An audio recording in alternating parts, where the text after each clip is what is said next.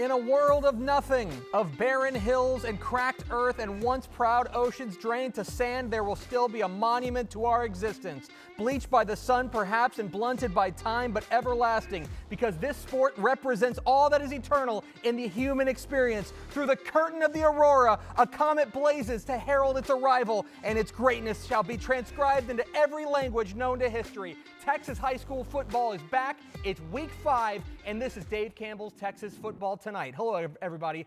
I'm Greg Tepper, managing editor of Dave Campbell's Texas Football Magazine and TexasFootball.com, joined by my friend Ishmael Johnson. Hi, Ish.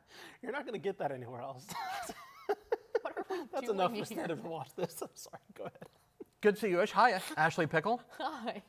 Welcome into week 5 of the 2024 Texas high school football season. Huge games all across the state we're going to be monitoring. And what I love about this week's Spotlight games, Ashley, is that it's a kind of diversity of geography, a diversity of classifications, and I think a diversity of different styles, too. You got a lot of different types of teams we're going to see. Yeah, cracked earths and oceans and all that jazz. How are we supposed to talk football? As we take a look into the monuments of our Week 5 Spotlight games. We start off there in those oceans. Down at the Coastal Bend, it is the Sinton Pirates taking on the Buccaneers of Corpus Christi Miller. Then over to the Golden Triangle, we go Hitchcock taking on Silsbee in a cross-classification matchup. Up to the DFW, the big boys of Allen taking on the Lions of McKinney in a district matchup. Anna and Melissa. Then Alvarado and Glen Rose. You want to talk about Pointsy? We've got that for you. Finally, we round it all out with another district matchup. This one between the Eagles of Barbers Hill and Lufkin. So, Tepper, obviously, some big-time matchups here. How about you start us off in the Coastal Bend on why this matters? Yeah, this is fabulous. First of all, could you tell us who we're going to be joined by later tonight? Oh, I absolutely can. We've got a ton of great broadcasters across the state. We'll be joined by Alfredo, James, and Chase at their respective games and are super excited to talk to them at the half.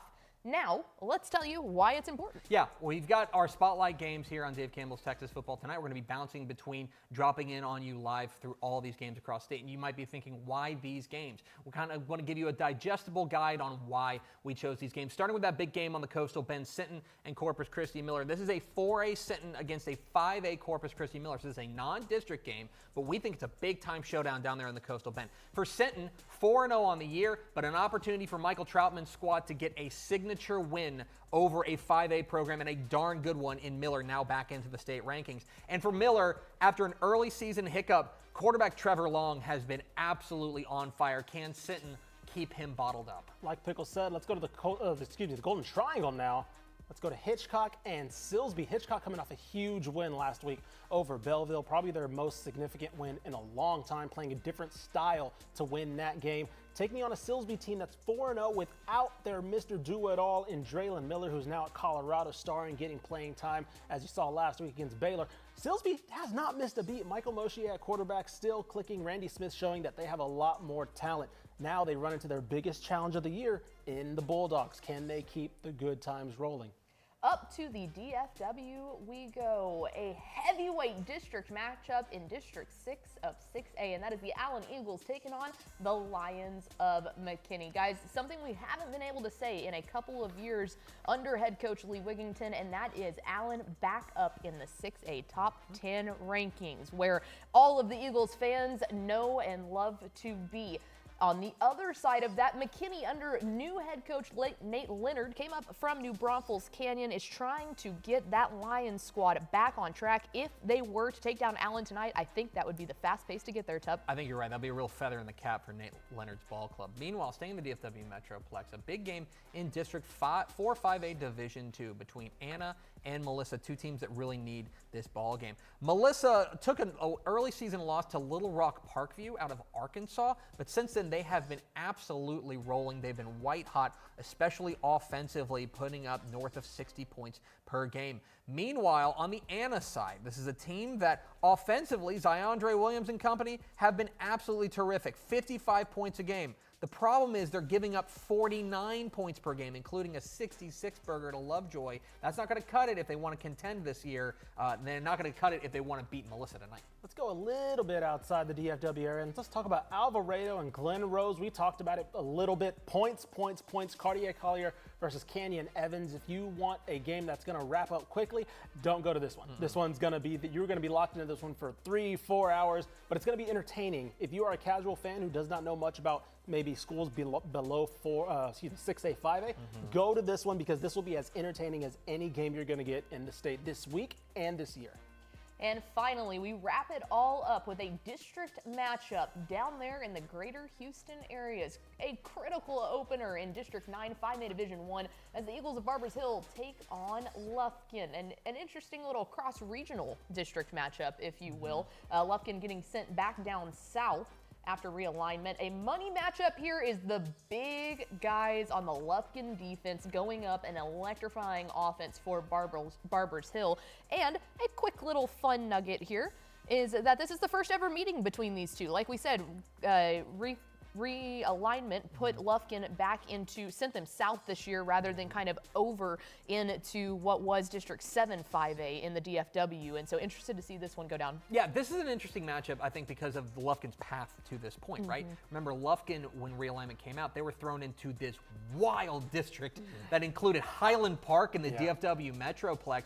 And so now we want to see exactly what happens. They appeal to the UIL. They go back down to kind of southeast Texas, which is probably, in my opinion, where they probably should have been the whole time. But now they're into, I would say, arguably a tougher district, including Barbers Hill. You have to deal with Port Arthur Memorial. You're going to have to deal with Galveston Ball. Those are state-ranked ball clubs. And so for Lufkin, like, I don't think there was any doubt that they weren't running from anybody. If anything, they kind of made they made their lot in life a little bit tougher. Yeah, and honestly, you look at this Barbers Hill team, Carl Absek now coaching there, and we know he's coached in state championship games. He's part of those programs at Cedar Hill that's kind of built pedigree there, and he's trying to do the same at Barbers Hill, a program that's used to making the playoffs, but kind of looking to take that next step, right? Trying to make that run deep into November, starting to get to December, and he may be the coach that starts to make that conversation happen. Yeah, we're going to talk a lot about Barbers Hill tonight, but I think that one of the things that we can say about them is that they have been close.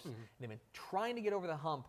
Tonight would go a long way towards getting them over the hump. It absolutely would. So there is our opening drive on Dave Campbell's Texas Football tonight, getting you geared up for our 6 big spotlight games across the state. Obviously, highlights coming in from every nook and cranny of the Lone Star State, and including what we will get to in our next segment, and that is Thursday night games. But before we get there, how about we unveil our Week 5 Mr. Texas Football, Week 4. I do this on Texas Football Today, and you give me trouble for it. That way, this way. Week 4, Mr. Texas Football Player of the Week. Can I get a drum roll, fellas? There it is, and it would be none other than... Pow! There it is, Evan Moreno, the running back / punter from Robinson High School. You'll remember, guys, one of the teams that we just talked about, Glen Rose, got taken down shockingly by Robinson, and a big reason was because of what Mr. Moreno did in this one. 37 carries for 298 yards, 5 touchdowns rushing, a very nice 69-yard receiving touchdown, and he rounded it out with a 39-yard punt average. So, Mr. Do-It-All, he is our Week 4 Mr. Texas Football Player of the Week. All right, coming up soon, Thursday night highlights. We'll be back right after the break.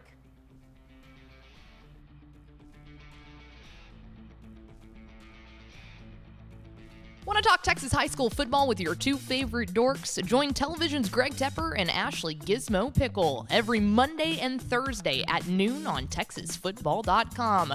Texas Football Today, the flagship program of Dave Campbell's Texas Football. It's the same analysis, insight, review, and preview that you've come to know and love, talking about Texas high school football and college football all across the Lone Star State. In a college football world that's increasingly nationalized, Dave Campbell's Texas Football presents The Republic of Football, the only comprehensive podcast on all 13 college teams in Texas. Live every Tuesday at noon on the Dave Campbell's YouTube page, Twitter, Facebook pages, and publishing on Apple Podcasts and Spotify shortly thereafter. Host Ishmael Johnson leads the gang in discussing the biggest college football stories from the state. You get coverage of the SEC, Big 12, ACC, AAC, CUSA, and Sun Belt, but with a little Texas twist. No one has their finger on the pulse like senior college writer MC Mike Craven, staff writer Carter Yates, and everyone's favorite Malpal producer Mallory Hartley. Come spend your lunch break, your car ride, or gym session with the Republic of Football. Live on Tuesdays at noon at TexasFootball.com and published everywhere you get your podcast shortly thereafter. Are you ready to kick off your Wednesdays with a fresh, fun, and fearless take on football? Tune in to Women Talking Football, hosted by the dynamic duo of Dave Campbell's Texan Live, Ashley Pickle, and Mallory Hartley. Every Wednesday at 12 p.m., join us on TexasFootball.com as we deep dive into every corner of the Lone Star State's football scene. From exclusive insights with coaches' wives to on-the-ground reports from across Texas, we've got the inside scoop you won't get anywhere else. Get ready for a game-changing experience where the ladies bring their A-game and you might just find yourself saying WTF in the best way possible. Women Talking Football, where sports analysis meets sass and expertise. You can't miss it. Want to go deep on Texas high school football? Check out Tep and Step, the premium high school football podcast from Dave Campbell's Texas Football. Each week, Greg Tepper and Matt Stepp take you inside Texas high school football like nobody else, breaking down the biggest games and the biggest storylines from all across the state. Want to know more about Texas high school football than the guy at your water cooler? Go to TexasFootball.com and become a Dave Campbell's Texas Football subscriber so you can get Tep and Step in your podcast feed. Or tune in every Friday at noon at TexasFootball.com for premium insights from Texas high school football experts Matt Stepp and Greg Tepper.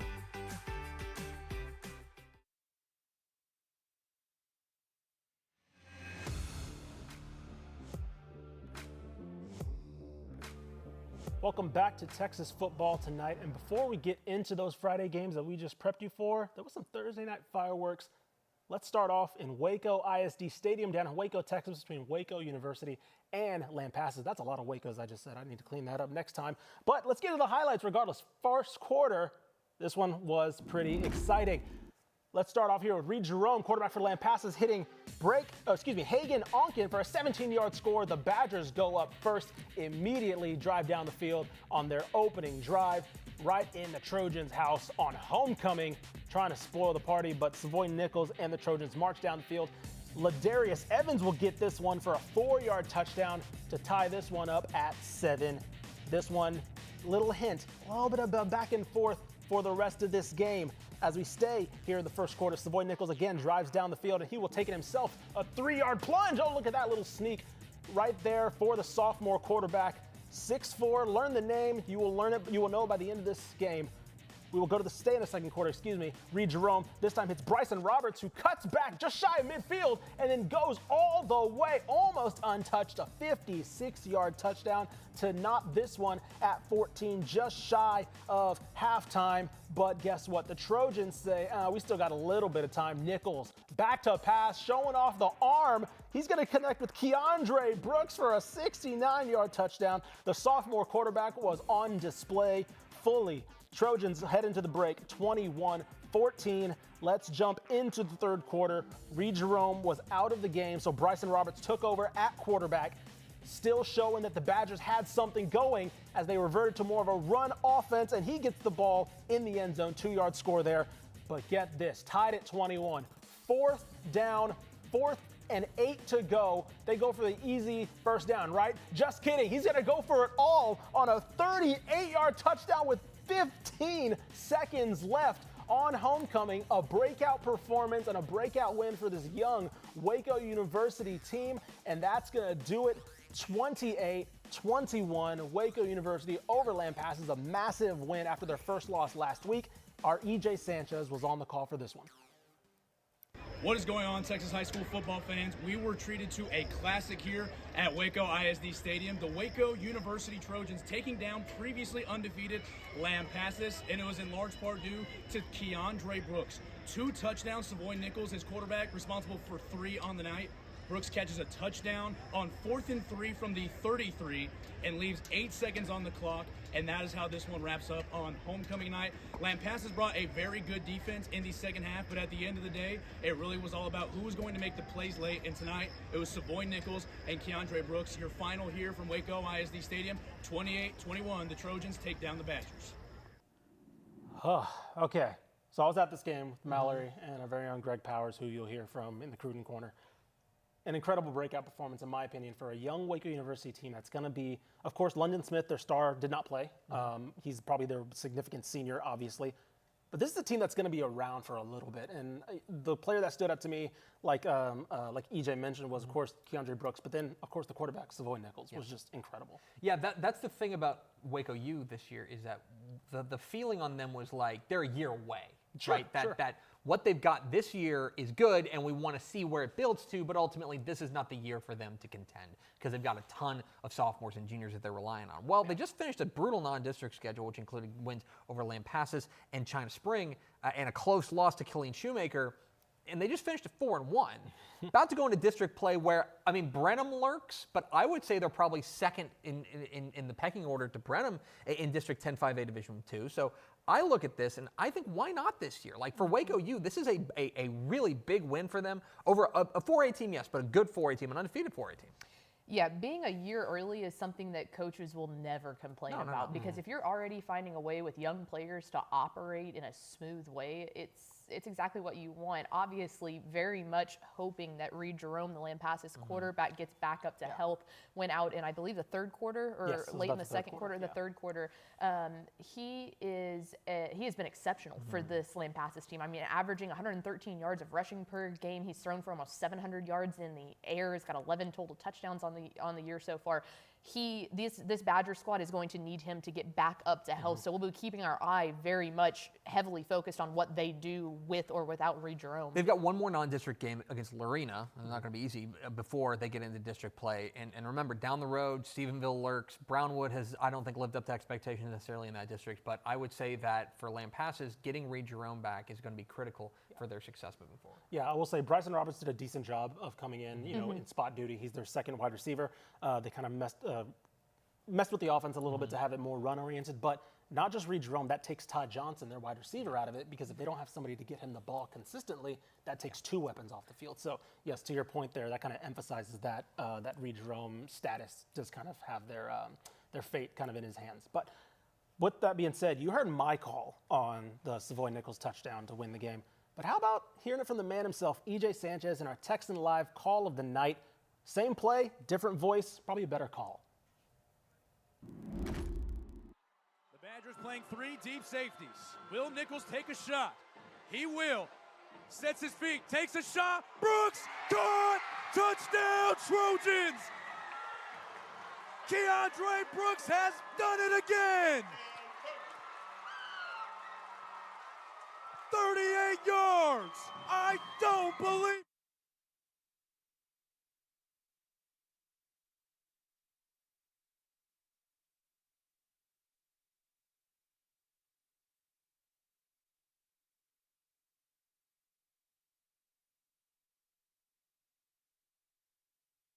Dave Campbell's Texas Football and Texas Army National Guard are honored to present the Coach of the Week Award, celebrating one head coach in 7 different classifications. That's 6A all the way down to 6-man, and of course, private school every single week.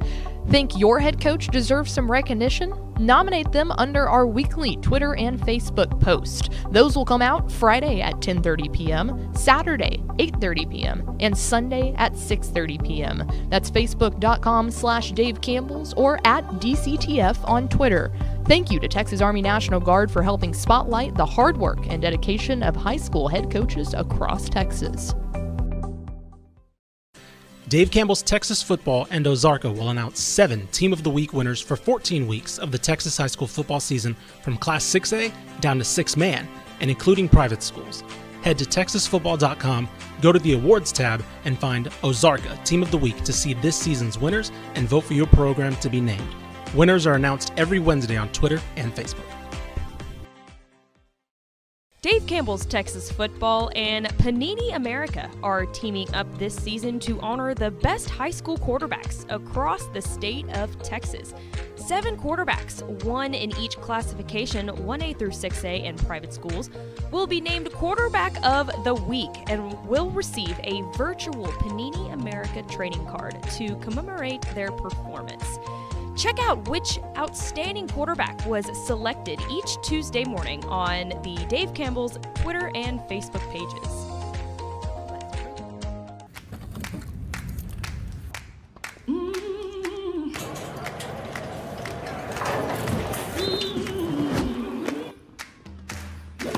Your power is unstoppable.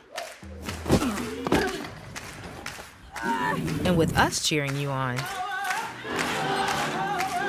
there's no limit to where it can take you. Baylor Scott and White Health, the power to live better.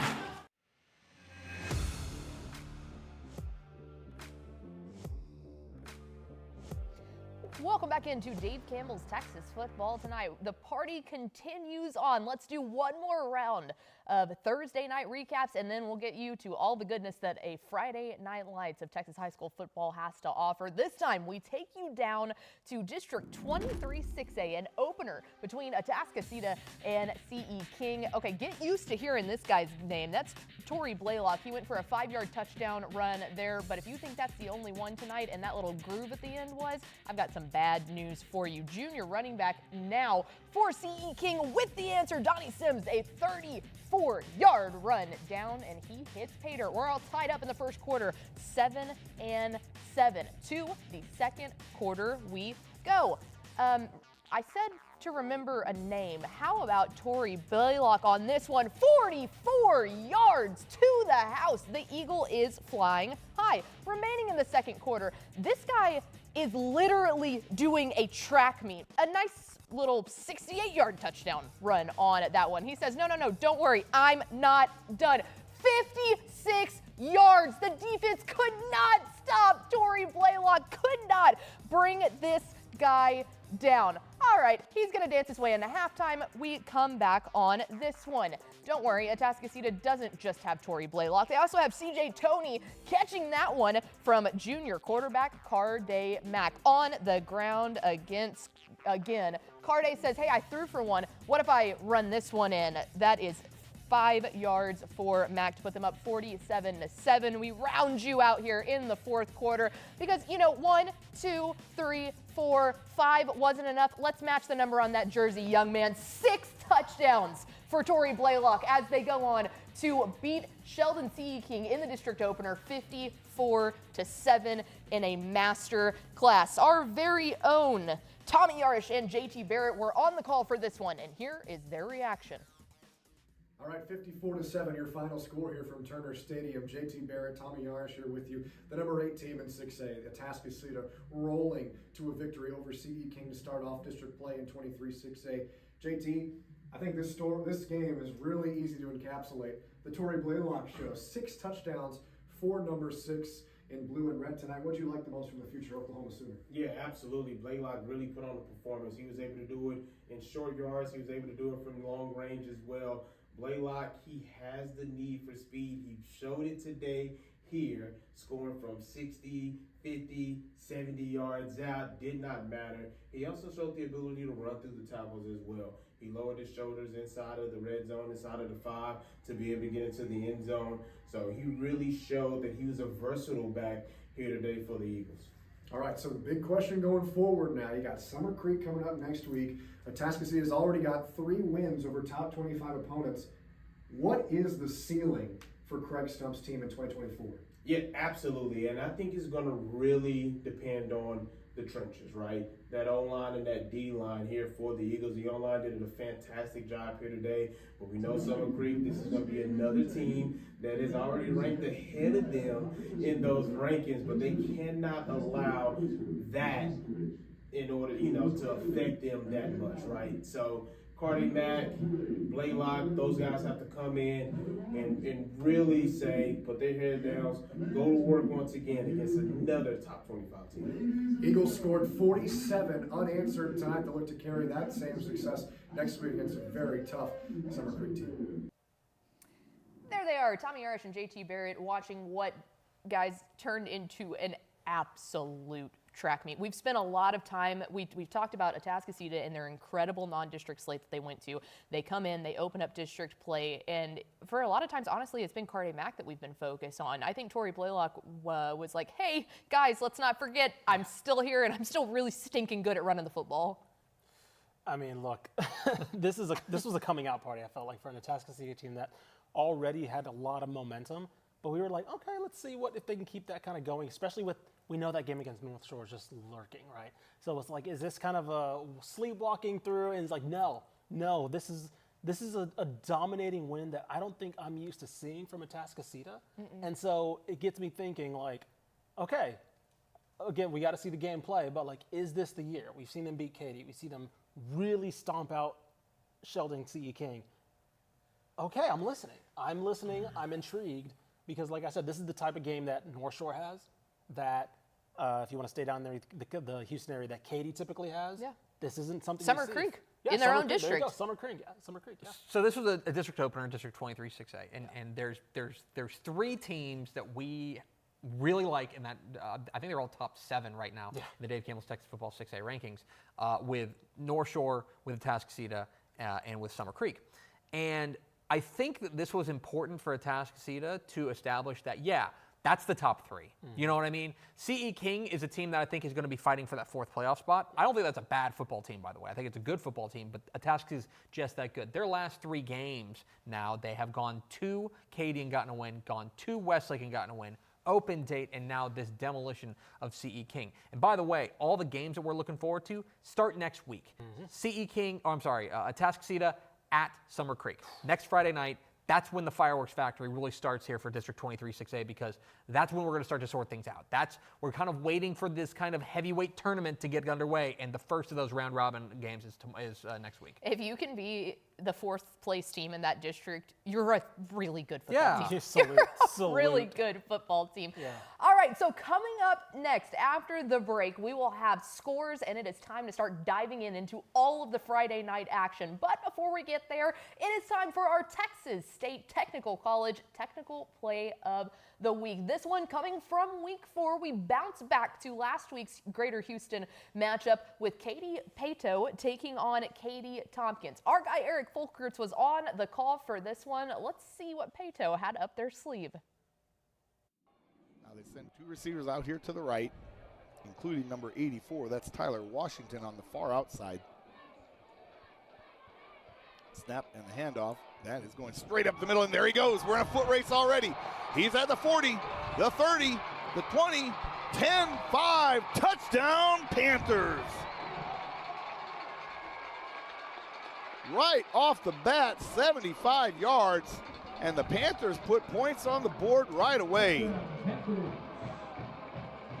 What a way to start. Terrence Johnson from 75. Wow, what a shock value that might be for the Panthers right there. And we talked about trying to do something to move up and change your numbers. Talkies is the presenting sponsor of Dave Campbell's Texas Football Sustainability Champions Award, spotlighting influential kids looking to pursue a career focused on social, environmental, and economic well-being for our future. Be sure to check out this week's Spotlight Game of the Week, where we'll be spotlighting 2 Sustainability Champions Award winners. Thank you to Talkies for your support of the Dave Campbell's Texas Football Sustainability Champions Award. For more information, visit texasfootball.com. Dave Campbell's Texas Football is proud to partner with Sport Tyler to award the Earl Campbell Tyler Rose National Player of the Week, which recognizes the top offensive player in Division I college football, who also exhibits the enduring characteristics that define Earl Campbell: integrity, performance, teamwork, sportsmanship, drive, community, and tenacity. It all leads up to the Earl Campbell Tyler Rose Award, announced in January. Congratulations to this week's winner of the Earl Campbell Tyler Rose National Player of the Week. For For more information, visit earlcampbellaward.com. Dave Campbell's Texas Football and Higginbotham have teamed up to find the most driven team in Texas. This fall, 10 finalists will be highlighted throughout the season, with one student athlete from each team receiving the Most Driven Scholar Athlete Award for their leadership in the classroom, along with $1,000 in tuition assistance. In November, all 10 communities will rally to vote on TexasFootball.com, competing for the title of the most driven team in Texas. The school that rallies the most online votes will receive a $10,000 donation to their school, thanks to the support of Higginbotham. To learn more, visit TexasFootball.com/mostdriventeam.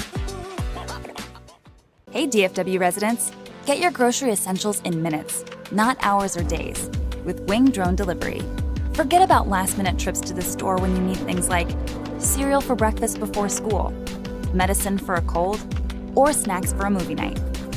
Wings drones get you quick, no-contact delivery in as fast as 15 minutes. Say goodbye to last-minute grocery runs and say hello to more of your valuable time. Sign up today. Dave Campbell's Texas Football and Wing have selected 64 high schools in DFW to take part in a head-to-head online bracket challenge, showing their school pride and community spirit during the 2024 Texas high school football season. The winner will receive a $5,000 donation back to their school. We're currently in the round of 32, which concludes September 27th. For more information on the challenge, go to texasfootball.com/most-spirited-school-challenge.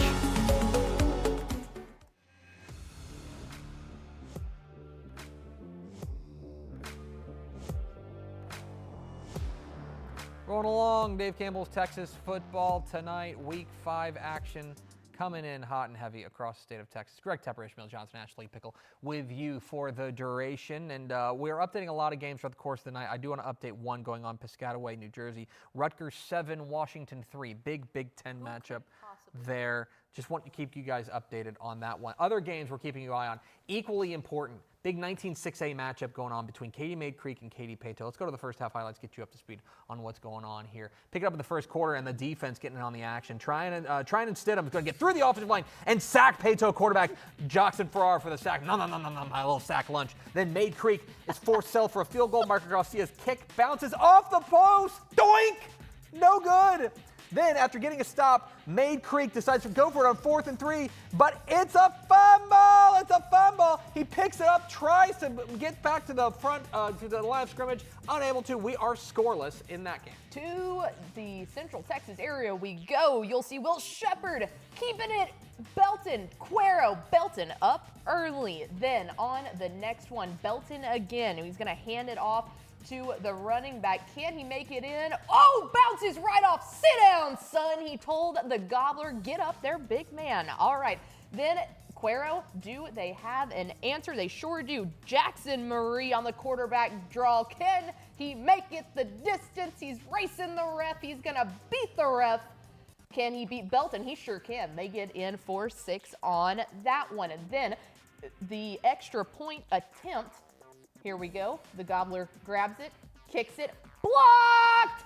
Belton will scoop it up. It's sophomore Adrian Wilkerson. He will take it all the way back. Mark that down for 2 for the Tigers. Man, that is a long way to run, but we got there, didn't we? Long way down the field. All right, not done yet. Belton again. Graham Crumbly gonna throw it. Gino Zecca, and he's in for 6. Langham Creek versus Maximum Bears. Let's go here, but oh no, it's not a great start for the Bears as it goes right over Tyler Beagle, quarterback's head. Ends up being a loss of 20. Guess what? They'll get it right back. They'll overcome. That's Luke Despain. Oh my goodness, he's gonna fumble along the sidelines and Langham Creek takes it away. Oh, not going Cypress Bridgeland's way so far. Bridgeland forced to punt. On another possession is Wyatt Cameron. He's gonna drop it. Oh, that's not the way that's supposed to go. And guess what? There's a way to get your first points of the day. Butterfingers on it. All right, look, listen, Langham Creek's here. They're going to be forced to punt, but watch out. Cypress Bridgeland's going to shift into Maximum Bears right there. Stops them short on a sneak attempt. There's a lot of special teams going on. That was today. maximum highlighters. I want to be very clear. Yeah. Like, we essentially did like 11 plays in that kind of highlight package. Yeah. I think 7 of them were punt adjacent. Like, just a lot of punting Year of special going teams. on. The year of tonight. special The year of teams. When special did we teams. lose that? I guess that's true. It's a lot still of going, punting baby. going on. If you want to really dive into the year of special teams, we do want to say you can listen to us do this all night long, or you can go watch these games in their entirety on TexanLive.com. Heck, double screen it, triple screen it, quadruple screen it. That one's hard. That's hard. But regardless of how many screens you have, you can scan that QR code right there. This will take you to the subscription page, and let me tell you, one subscription gets you over 1,900 broadcasts throughout the entire year. That is the place to go, Greg Tepper. Yeah, but certainly for those 1,900 games, we're charging like $1,100, right? That the math would be mathing at that point, but our math is not mathing because we only charge for a full year subscription $49.99, which not only gets you all those games, Ishmael, it gets you all of the content on Texas football. For sure, though. Surely, though, that does not include the magazines that we also do. Yeah, For certainly you don't sure, get that right. How about bumps it up. including the magazine where we ship it directly to you guys? This deal is insane. Scan that QR code, TexanLive.com. The party continues. And there is no better way, my good friends, gentlemen, to continue the party than none other than the quad box. Let's go, Yeah, baby. see, this is like when you go to the potluck dinner and then you look across the buffet and there's like, green bean yeah, casserole. you're like, Ish came through, Pickle came through, Mallory came through, we all came through. Look at this spread. And you were only asked to bring like towels. Yeah, you brought You had the paper plates. towels. You brought the forks. Look at this. We got Oh, games this in is great. DFW, Southeast Texas, all over the place. Huge games all across the state. Plus, you look at the swath of games we got as far as classifications are concerned. 5A, 4A, 3A, all in action here on Dave Campbell's Texas Football tonight. What's jumping out at you early, Oh, Barbara Ashley? Till airing it out. Yeah, what's jumping out at you early, Ashley? Man, I want to say the Alvarado Glenrose score is kind of surprising there. All the rest of the games obviously very close, which is what we were expecting with this incredible slate. But Alvarado taking it to Glenrose is quite impressive. Now, again, cross classifications there. But as Alvarado absolutely moonshot. airs this one out. Oh, and he got it! Picked. Oh, pick! I thought he got that. I did too.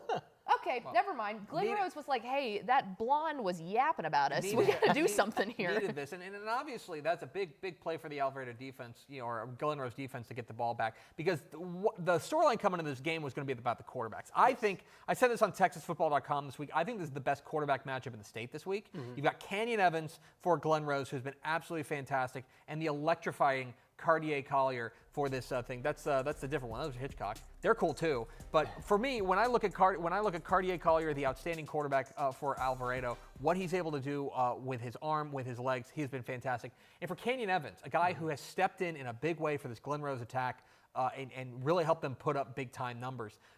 He has been really rock solid for them all year long.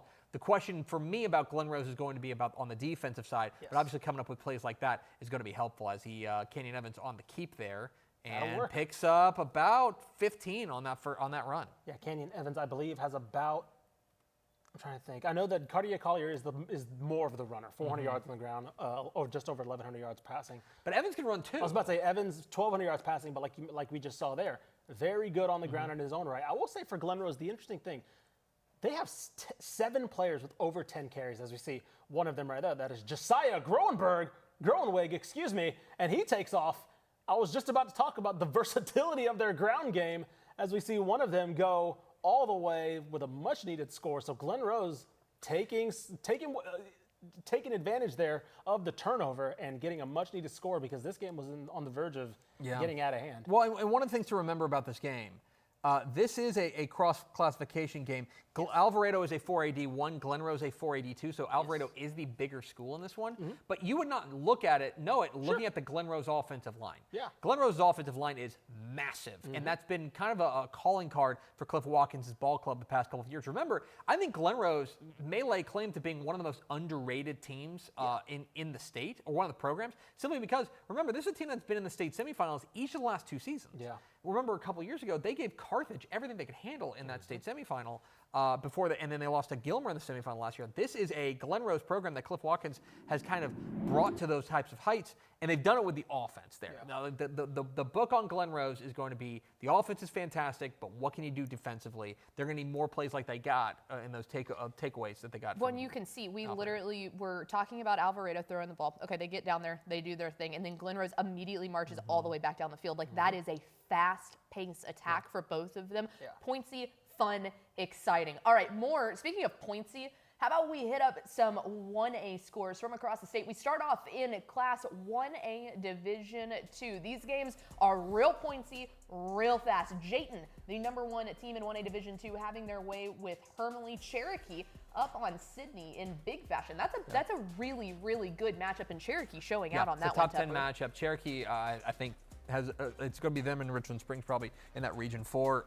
Oglesby, after 2 early losses to bigger teams, they've certainly got their wheels back on behind the outstanding rushing attack that they've got. They're taking care of Coolidge tonight. Strawn up on Zephyr right now. Zephyr now rising up to the #7 ranks in 1A Division 2. Motley County and LaForce, no scoring quite yet, and Miami and McLean getting going here in a minute. I put McLean on that graphic earlier, and the only thing that I could think of was Ben. What was his name? Crockett. Ben Crockett. I was like, man, I haven't heard of them in a while. Yeah. Ben Crockett was like that grizzly bear that they put pads on for a couple of years. And then if you remember, I want to say like we asked him because he had the size there when he was there at McLean, and we were asking like, man, like have you ever thought about he could probably go get like a D2, D3 type look and stuff like that, and he's like, nah, I'm gonna go be a rancher. Yeah, he's like, I want to stay here. Like, why don't I just go be a rancher? And I was like, you know what? Respect. Classic 6-man. Absolutely. As we move on to 1A Division 1, a reminder, you can scan that QR code at the top. It takes you to texasfootball.com/scores.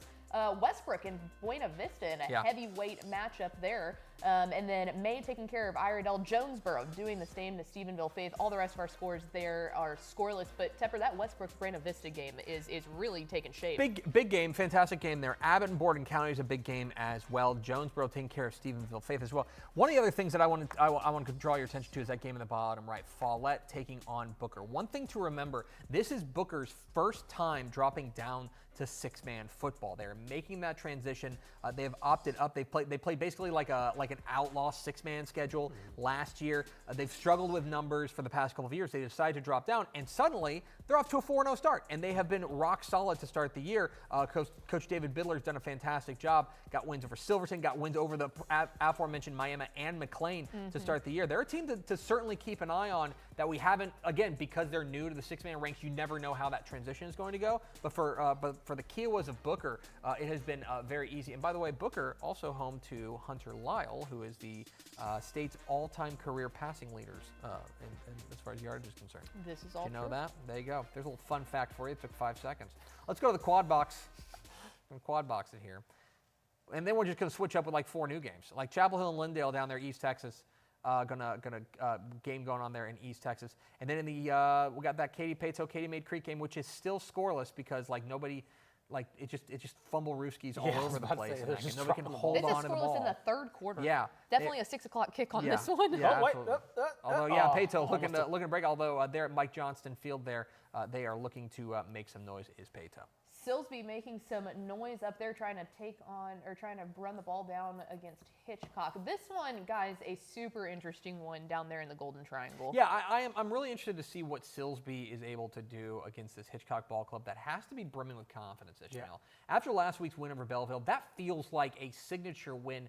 The book on Hitchcock has always been, and I mean this in a very nice way, they're a really good 7-on-7 team. Yes. Like they've got all sorts of athletes, but as soon as we strap up the pads and as soon as you have to block and tackle, then suddenly Hitchcock falls apart. Well, last week they played a team bigger than them that prides themselves on being exclusively blocking and tackling in Belleville, and they came out with a 21-14 beat you at your own game win. I mean, a couple of years ago, it was me and Pickle watching them in 7-on-7 that we figured out like, oh, this is a young team that's going to be pretty good. So that fits your point where it's like, it's a complimentary thing to say a great 7-on-7 because we saw the skill talent, right? We saw Lloyd Jones. Of course, he's not there this year, but Danny McDaniel, now Kelshawn Johnson's your #1 guy. But like you mentioned, it was like, okay, once we strap up, let's go, right? And Belleville was the team that kind of epitomizes that, right? Obviously on defense, that incredible defensive line led by DJ Sanders, But then you look at the slot T and it's like, okay, we're just going to grind you up both ways. And Hitchcock took the punch on the jaw and said, all right, let's go. They bled a little bit, and it didn't matter. They were able to still keep things going. That's probably, I said it in the warm-up, that's probably the most impressive win I've seen from Hitchcock. A tipped pick. Michael Moshier tried to go deep, and Hitchcock's defense getting in on the fun, saying, hey, stop talking about those guys on offense. We got some ballers on this side. I'm telling you, I think we're mic'd up. I think they're using us as billboard material here on Dave Campbell's Texas Football tonight. They're piping us through the stadium, PA. So, a huge, massive turnover to save what could have been a long touchdown there by the Bulldogs of Hitchcock. How about we head up to the DFW? Prosper taking on Plano East, a surprising 4-0 Plano East squad, as we welcome in our Dave Campbell's college writer / recruiting guru / Carter Yates. He does it all. He's out there at this one. Carter, looks like Prosper's up right now at the half, but this is a Plano East squad that we came into this game going, okay, here's your big test. What have you seen from East so far? Well, Plano East was seeking their first 5-0 start since 2018, and for a minute it looked like that was not going to happen. Prosper jumped out to a 21-3 lead, but the game really turned in the last 4 minutes of the second half, where we saw Prosper go for a 53-yard Brandon Aubrey range-level field goal, and then the two Jacksons on Plano East, Jackson Hayes and Jackson Howard, just took it down the field, quarterback and wide receiver duo, because Plano East running back Travis Agee, the leading rusher in 6A, has gone up against a stout Prosper Eagles run defense. So it's 21-10 with just under a minute left in the second quarter, and Prosper drives all the way down the field and is stuffed on the goal line. It is 21-10 here at Kimbrough Stadium, and we have a game on our hands. Carter, it's Greg from work. I want to ask you about the offensive line for Prosper. This is a team that gets a lot of credit for their offensive line. I think they've got 6 guys with FBS offers on the offensive line. Yes, that's a real statistic. What have you made of what you've seen from the Eagles' offensive line so far? So Texas A&M commit Connor Carty, the right guard, is out tonight with a minor injury. He should be back. But Prosper's Pancake House, as I've dubbed him, was open and serving pancakes early. As I said, Prosper jumped out of the 21-3 lead. They got left tackle Zayden Krempen with like 42 some odd offers, one of the most offered guys in the state, who had a beautiful pin block to set tight end Jaden Beasley free. And I know you asked about the offensive line, Greg, but tight end Jaden Beasley for Prosper is a name we've got to remember. Some of the other guys on that offensive line, Sean Stover, the center, right tackle Bryce Gilmore, and then Sam Houston commit senior Logan Cahill at left guard. It's the best offensive line in the state, and I'm going to go on record saying that right now. He's Carter Yates. He is our friend and colleague from work. Carter, appreciate your help. Appreciate you hopping on with us here on Dave Campbell's Texas Football Tonight. Safe travels back from Plano East and Prosper. It's good to see Bray, as always, and he's enjoying a good game between a team we thought was going to be pretty good in Prosper and a team that I think has surprised some people in Plano East, but obviously district play starting, they're going to need to turn up the heat. Absolutely, and it's with one of those in the same district, 6A, as one of our other spotlight games in Allen and McKinney. We'll get to that one in a minute, but I think that we have some action going on down in one of those games we were just checking in on, and that was Hitchcock and Silsby. As we take a look here, Silsby with the ball trying to make something happen after that interception, and it's going to happen again. The Hitchcock defense on absolute fire. Can he take this one back to the house? It's a house call. What about that for the Bulldogs defense? It's a huge play for Hitchcock's defender. It's Keaton Evans who jumps the route and takes it back for 6. That was textbook, guys. Yeah, he read that was ball textbook. He broke on it perfectly and took it away as Hitchcock making plays on the defensive side and coming up with a splash play to really take command of this game here in the second quarter. This is not the first time, as Tepper, if you remember, the Hampshire Finette win as well. They got non-offensive touchdowns in that game. And if you're giving non-offensive touchdowns to a team that has Lloyd Jones and Kelshawn Johnson on offense, like, you're not doing yourself any favors, because the whole thing is to keep those guys off the field. And if you can't stop them from scoring when they're not even touching the ball, this is a losing recipe. Yeah.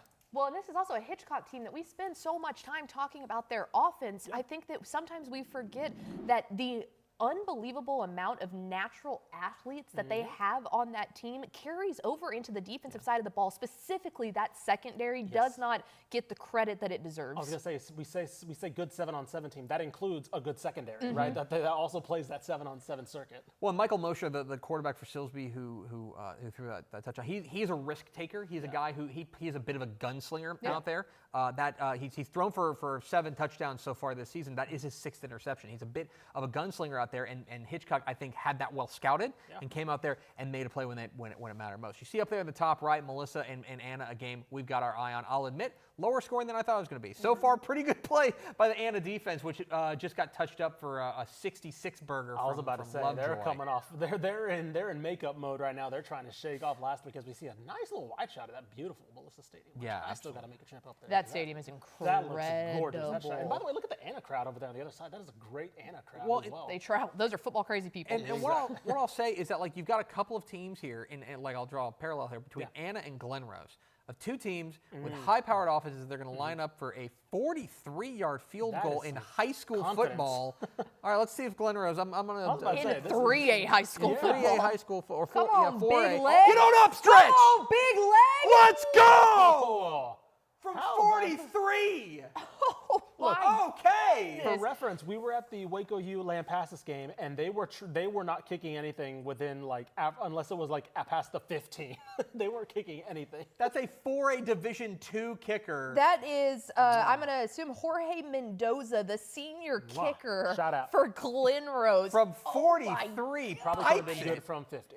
Okay, Brandon Aubrey. It is the year of special teams, no doubt. Shout out to Jorge Mendoza as we're gonna take a book out of his or a play out of his playbook. There you go. And we're gonna kick it to break here. Don't worry, I'll find my words and we'll find you back on the screen here in just a minute here on Dave Campbell's Texas Football Tonight.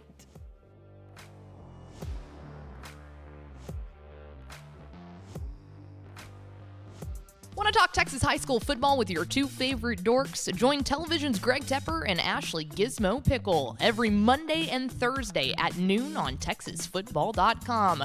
Texas Football Today, the flagship program of Dave Campbell's Texas Football. It's the same analysis, insight, review, and preview that you've come to know and love, talking about Texas high school football and college football all across the Lone Star State. In a college football world that's increasingly nationalized, Dave Campbell's Texas Football presents The Republic of Football, the only comprehensive podcast on all 13 college teams in Texas. Live every Tuesday at noon on the Dave Campbell's YouTube page, Twitter, Facebook pages, and publishing on Apple Podcasts and Spotify shortly thereafter. Host Ishmael Johnson leads the gang in discussing the biggest college football stories from the state. You get coverage of the SEC, Big 12, ACC, AAC, CUSA, and Sunbelt, but with a little Texas twist.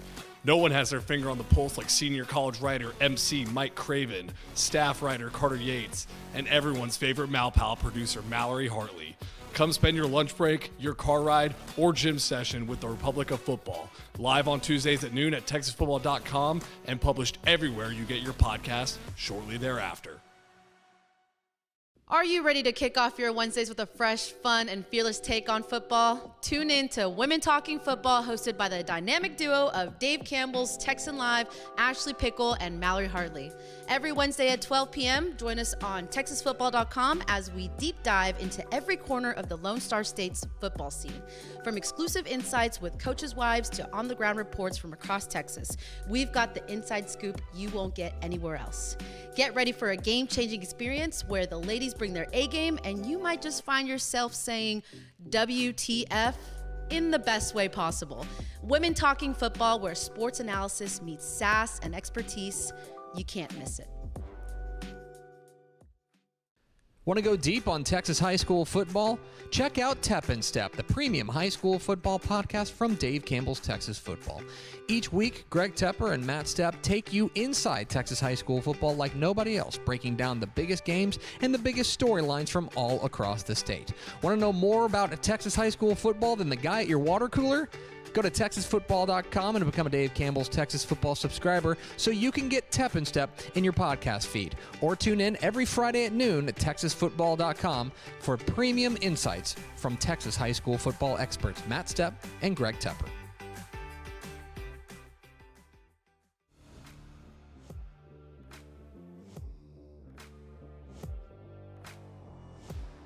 Dave Campbell's Texas Football Tonight rolling on. Greg Tepper, Ishmael Johnson, Ashley Pickle, along with you up until 10 o'clock or maybe after that. We don't, no rules. It's like when we go to Outback Steakhouse. Good day. I'm on here till 10. Absolutely. So games all across the state going on. One of them going on at Buddy Eccles Field in Buc-ee's too.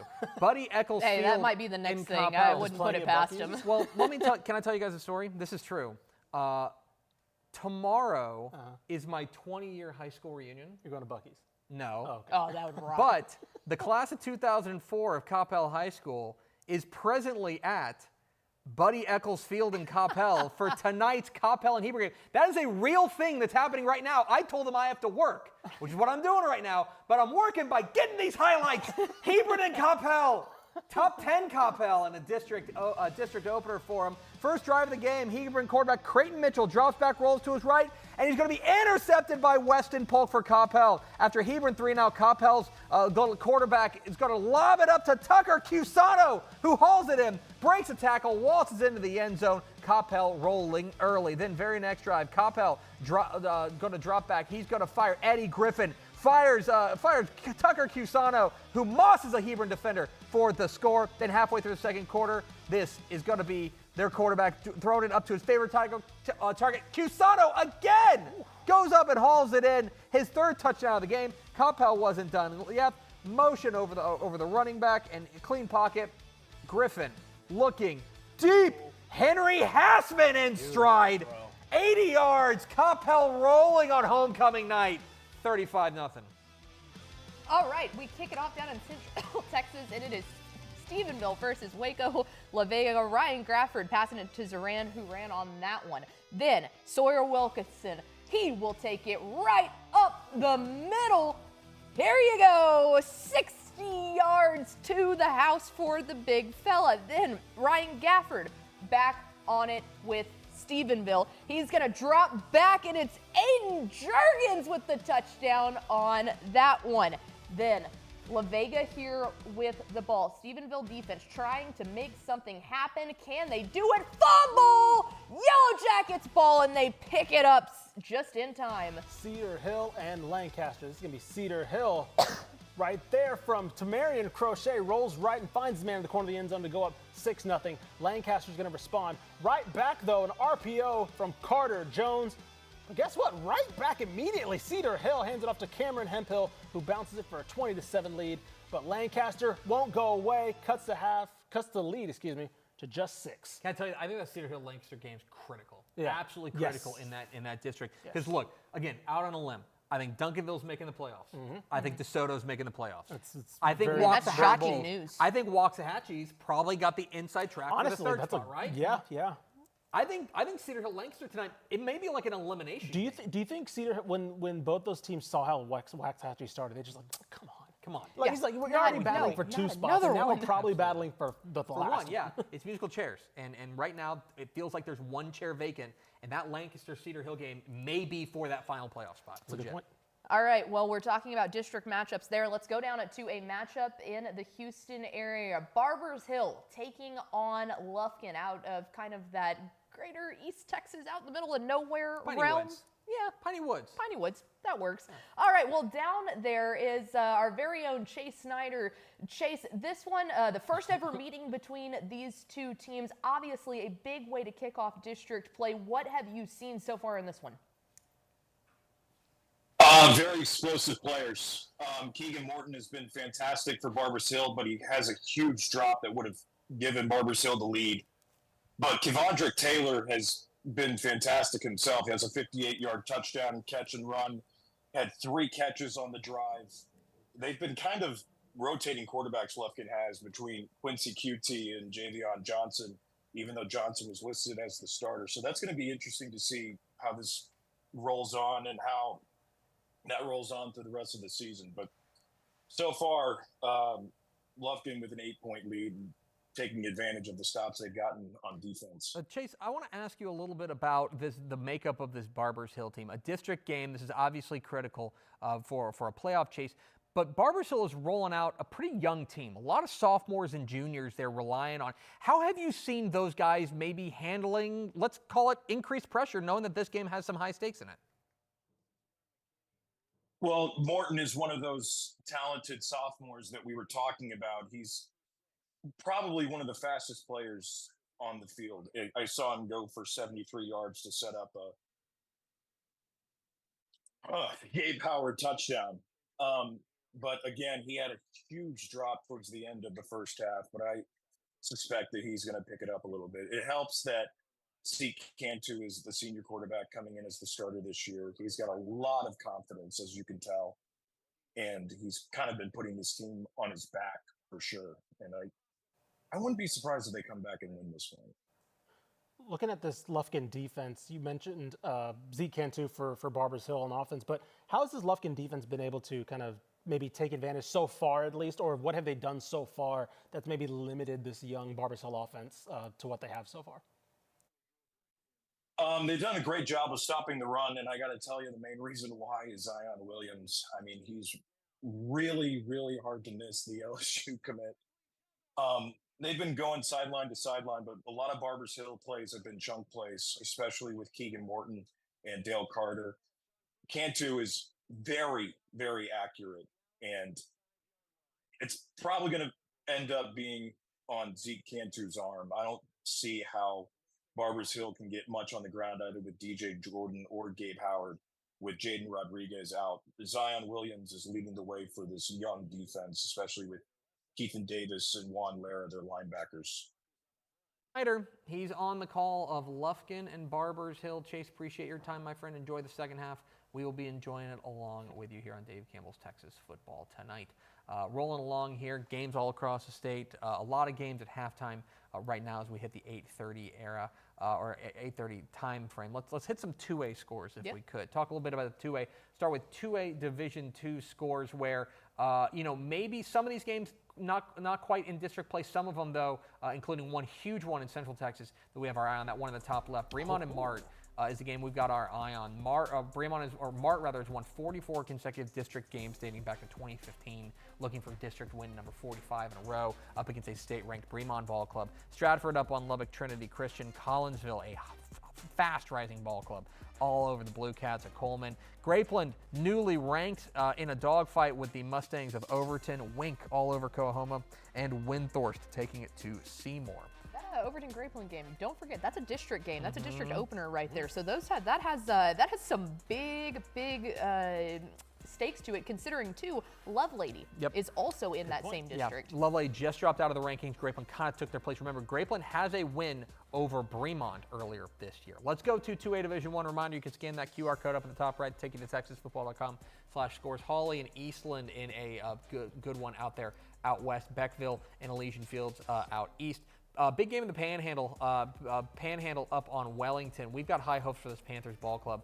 They're putting it to Wellington tonight. Johnson City up on Thrall. Tioga up on Trenton, and the Plowboys of Roscoe up on the Leopards of New Home. Ashley.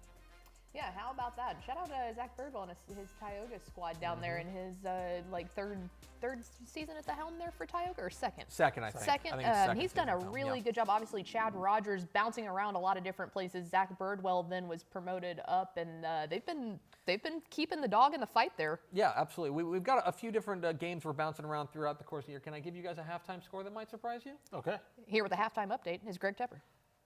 Belleville 21, Columbus 14 at halftime. Okay. Belleville 21, Columbus 14. We wondered out of sheer size. Belleville heard you talking, okay? Belleville heard you chirping. And for Columbus, a team that has been absolutely mowing down everyone in their path, their first sign of adversity. You know what I mean? Yeah. You look at that game right now, the way Belleville obviously plays on offense, it's hard to come back as a slot T team, right?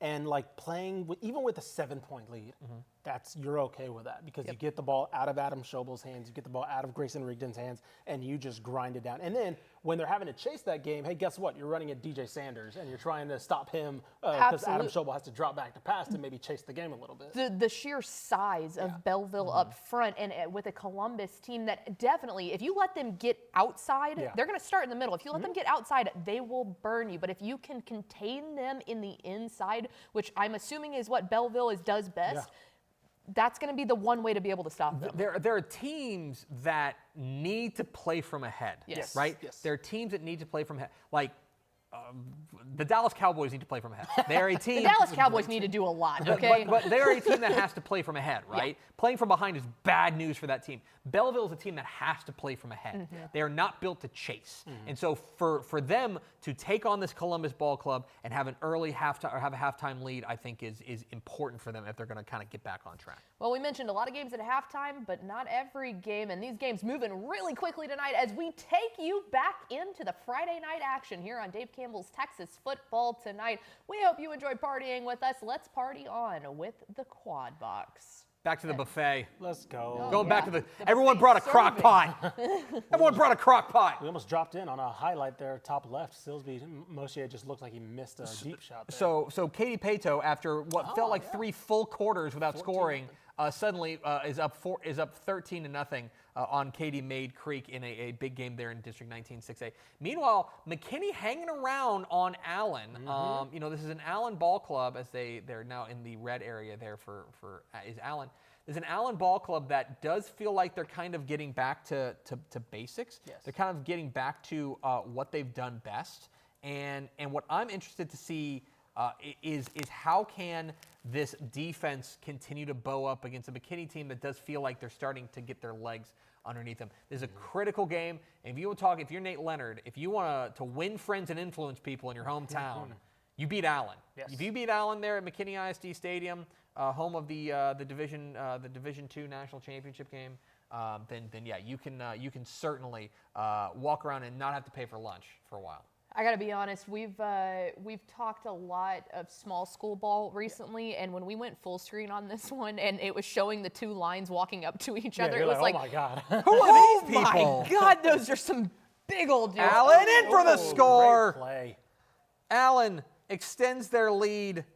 It's a big play. Brady Bricker throwing a touchdown pass there as Allen extends the lead to 23-7. I gotta say, I do love I like the logo, this logo for Allen, the eagle with the trophies. Yes, it's better than the A. It's a flex. It's a flex. It's a really nice flex. Absolutely. As Allen extends the lead to 23-7 and boop, 24-7. There you go. Is your score in McKinney ISD. As there's Hitchcock taking it down to the inside the 10-yard line. And the Bulldogs keep on rolling. Another interception there for this Bulldogs defense, which is absolutely feasting right now in this game against Silsby. It really is. So a low-scoring affair there, but how about we get you out real quick to an incredibly high-scoring affair, just like we thought that it might be. Alvarado taking on Glen Rose. Our very own James Tritley down there made the trek down and on the call for this one. James, Alvarado with an outstanding lead right now. What have you seen working for them so far in this first half to get them up by so much? Well, I think one of the things that we've seen offensively, and big thanks to Sam Moore, my light guy right now, Cardia Collier right now has 5 touchdowns in the first half. Usually when you have that type of talent caliber in the first half, that's going to be your catalyst to the offense. There have been mistakes right now by Glen Rose. I think the Indians are taking advantage of that here early on. I'll ask you on the other side of the ball for this Alvarado defense. Look, we figured that this is going to be a high-scoring affair and that stops are going to be at a premium. When Alvarado has been able to get Glen Rose off the field, how have they been able to do it? Well, that's a great question, Tep. We've seen 2 picks thrown by their freshman quarterback for Glen Rose, and we didn't expect to really see Cannon Evans not be in this game. You know, they have a bye week next week. There's a little bit of extra rest. There's something that happened injury related. We don't know, but he's not in this game, and looks like Alvarado's taking advantage of that by an inexperienced quarterback right now. So whether it was injury or he just didn't start this game is what you're saying? Yeah, it looks like I got word earlier there was something that happened last week, and they do want to give Evans an extra week of rest this week and with that bye week next week to get ready for district play. Very interesting. He's James Tritley there on the call here for Alvarado and Glen Rose, a game we've been looking forward to. James, appreciate your time there. Obviously, if Kenyon Evans out, that really does change the complexion of this game. I'll say this, though. 24 points for a freshman quarterback who learned probably this week is like, hey, kid, you were playing eighth grade last year. You're going to play ranked Alvarado this year, this week. That's definitely a wrench in there. But if that's something that we have to keep an eye on now with Glen Rose, if Kenyon Evans, it may be, obviously they want to prepare him for district, but if it's something that, okay, he's going to have to keep track on throughout the season, that changes the trajectory for Glen Rose. Absolutely. Yeah, that was a shot. We all looked at each other at that moment. And I think you can also, too, though, but going back to what fundamentally we have seen, it's that Cartier Collier is still doing what he did. I mean, guys, he came into this game averaging 18 yards per pass of completion. That is incredible. I mean, he already was across the 1,100-yard mark, 11 passing touchdowns, 406 yards on the ground, 10 rushing touchdowns.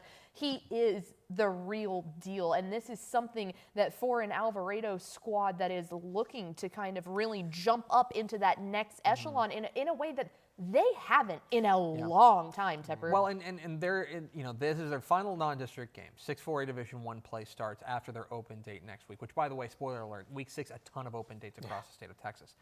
But I think it's really critical for them to get this game against a really good Glen Rose team, even if they're wounded, because in my opinion, they're just a lot better than most of the teams in their district. Kennedale's probably the second best team in that district. And we've watched Kennedale struggle early. Castleberry's off to a nice start, but I think that Alvarado is going to be a clear favorite in pretty much every one of their district games. But Glen Rose is on par with the types of teams you're going to need to beat in the playoffs. So that's a game we're keeping an eye on. One other game we're keeping an eye on, just a small update. Late second quarter, almost halftime. Rutgers 14, Washington 3. We're keeping you up to date here on that one. Plus, games like Hitchcock and Silsbee. Let's go back there. We just saw Hitchcock get a big interception. Let's see if they can cash in on it. Lloyd Jones III back in the shotgun. This isn't a highlight, by the way. I don't know what happened. Lloyd Jones 5 wide is the scariest. Exactly. Sight. Fires it out, little rub route, and open. easy money there. Hitchcock up 20-10, extra point pending. Bulldogs continuing to roll and cashing in, defense feeding offense, Ishmael. That's the name of the game. They are dangerous when they have they're dangerous because they have playmakers. They are extra dangerous when they've got their defense creating for them. Right, exactly what you saw there. I mentioned when I see 5 wide Lloyd Jones, if I'm a defense, I'm like, what's happening? Because they can do so much when they spread the ball around. But one thing I will say, Silsbee's defense has been very underrated. So you're not helping them out with turning the ball over and giving the ball to Hitchcock in these advantageous situations. I believe Silsbee's held teams to 14, 14, and 13 versus Vider, LCM, and Westbrook this year. Westbrook, by the way, they're punching up for that game. So the defense for the Tigers has been good, but when you put them in situations where they're defending the ball, as we see a fumble here from from Chapel Hill trying to, no, that is Lindale. Yeah. Lindale trying to stay in this one. Your Randy Smith's team's automatically being put on the back foot when they're turning the ball over. Yeah, so a big District 9 4A Division I opener, going on here out in East Texas. Do either of you know, because I do not, and I'll call my own foul here, is Demetrius Brisbane back in the game for Chapel Hill? I don't know. I could text Cesar Rosales right there on the bottom left. And just watch him read the text on air. Yeah, pull out his phone and be like, Tepper wants to know if Brisbane's playing. If you see this, wave at the camera. He calls you and hands the phone to Brisbane. Hey, Brisbane. But this is also, I also think that's a pretty critical game here between Chapel Hill and Lindale. Simply because when you take a look at District 9 4A Division I, right?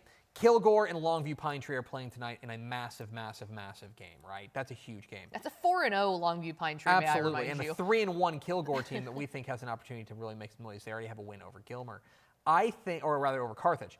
I think that this game is probably for third place. Henderson could get back into that mix as well. I think this game is probably for third place. But what you're talking about is playing a team that either finished, like, if you lose this game, like let's just say you lose this game and things continue on the trajectory that they're on right now, right? And you don't pull off an upset over Kilgore or Pine Tree, hypothetically, right? Then the loser of this game is playing the district champion from District 10. I mean, these are the ways you have to be thinking about these games. I know it's September, but these games have so much impact on them, on how the brackets are going to look. Yep. As we see now, we switch over to Katy Cato Maid, and yeah. Maid Creek. This one's, I mean, honestly, fourth quarter, two-score lead. This one looks, based on the way this has gone, this looks like a decisive two-score lead. Yeah, right I'm now. not sure if Maid Creek has 2 touchdowns in them, quite Yeah. frankly. But yeah, now the fumble! Oh, they're knocking him down. No, rule of cool. Let him go. It was cool. Let it count. Exactly right. Anyway, as we're keeping an eye on that game there in District 19 6A, as Pato, coming off of their win last week, looking to continue their momentum against the Rams of Maid Creek. Let's go to another game. I believe we've got Sinton taking on Corpus Christi Miller. I think we've got going on. Do I have that right? Did I make that up? I think I made that up. There you go. Here's Sinton and Corpus Christi Miller. Big game there down there in the Coastal Bend. Trevor Long there for Miller, who has been so good for them to start the year. It's my favorite Foo Fighter song. Dropping. Oh, going Trevor deep. Oh, my goodness. Going deep. Oh, intercepted by Sinton Well, get out of in the end zone. That's a huge play. He's going to take it back. Uh-oh. Oh my God, is he gonna do Okay, it? all right, okay. Still, awesome return. Yeah. Fantastic. Down to the 41. I'll tell you what, though, running with your ball in your hand like that that's makes some me swagger. so nervous. That's No, it's not swagger right swagger. there. It's That's swagger dumb. right there. I got It's this. dumb. I You got just this. got an incredible interception, my guy. Hold that thing like your life depends on it. You're on defense. You're the worst coach of all time. You're on defense. You're the worst That's coach like of all the time. big guy trying to pick up a fumble and run with it. Fall got a on the flag on the pigskin. play. Fine, Got a it's flag. fine. We got a Did he flag get on out the of bounds? He play. got out of bounds. We're okay. Got a flag on the play. Anyway. Yes. Okay. So as we're going to check the flag here, I'm sure that's going to hurt on the return, which is probably what's going to happen. Probably illegal block in the back, something like that. I would assume so. Holding on the Holding, return, yeah, yeah. that's usually- Declined.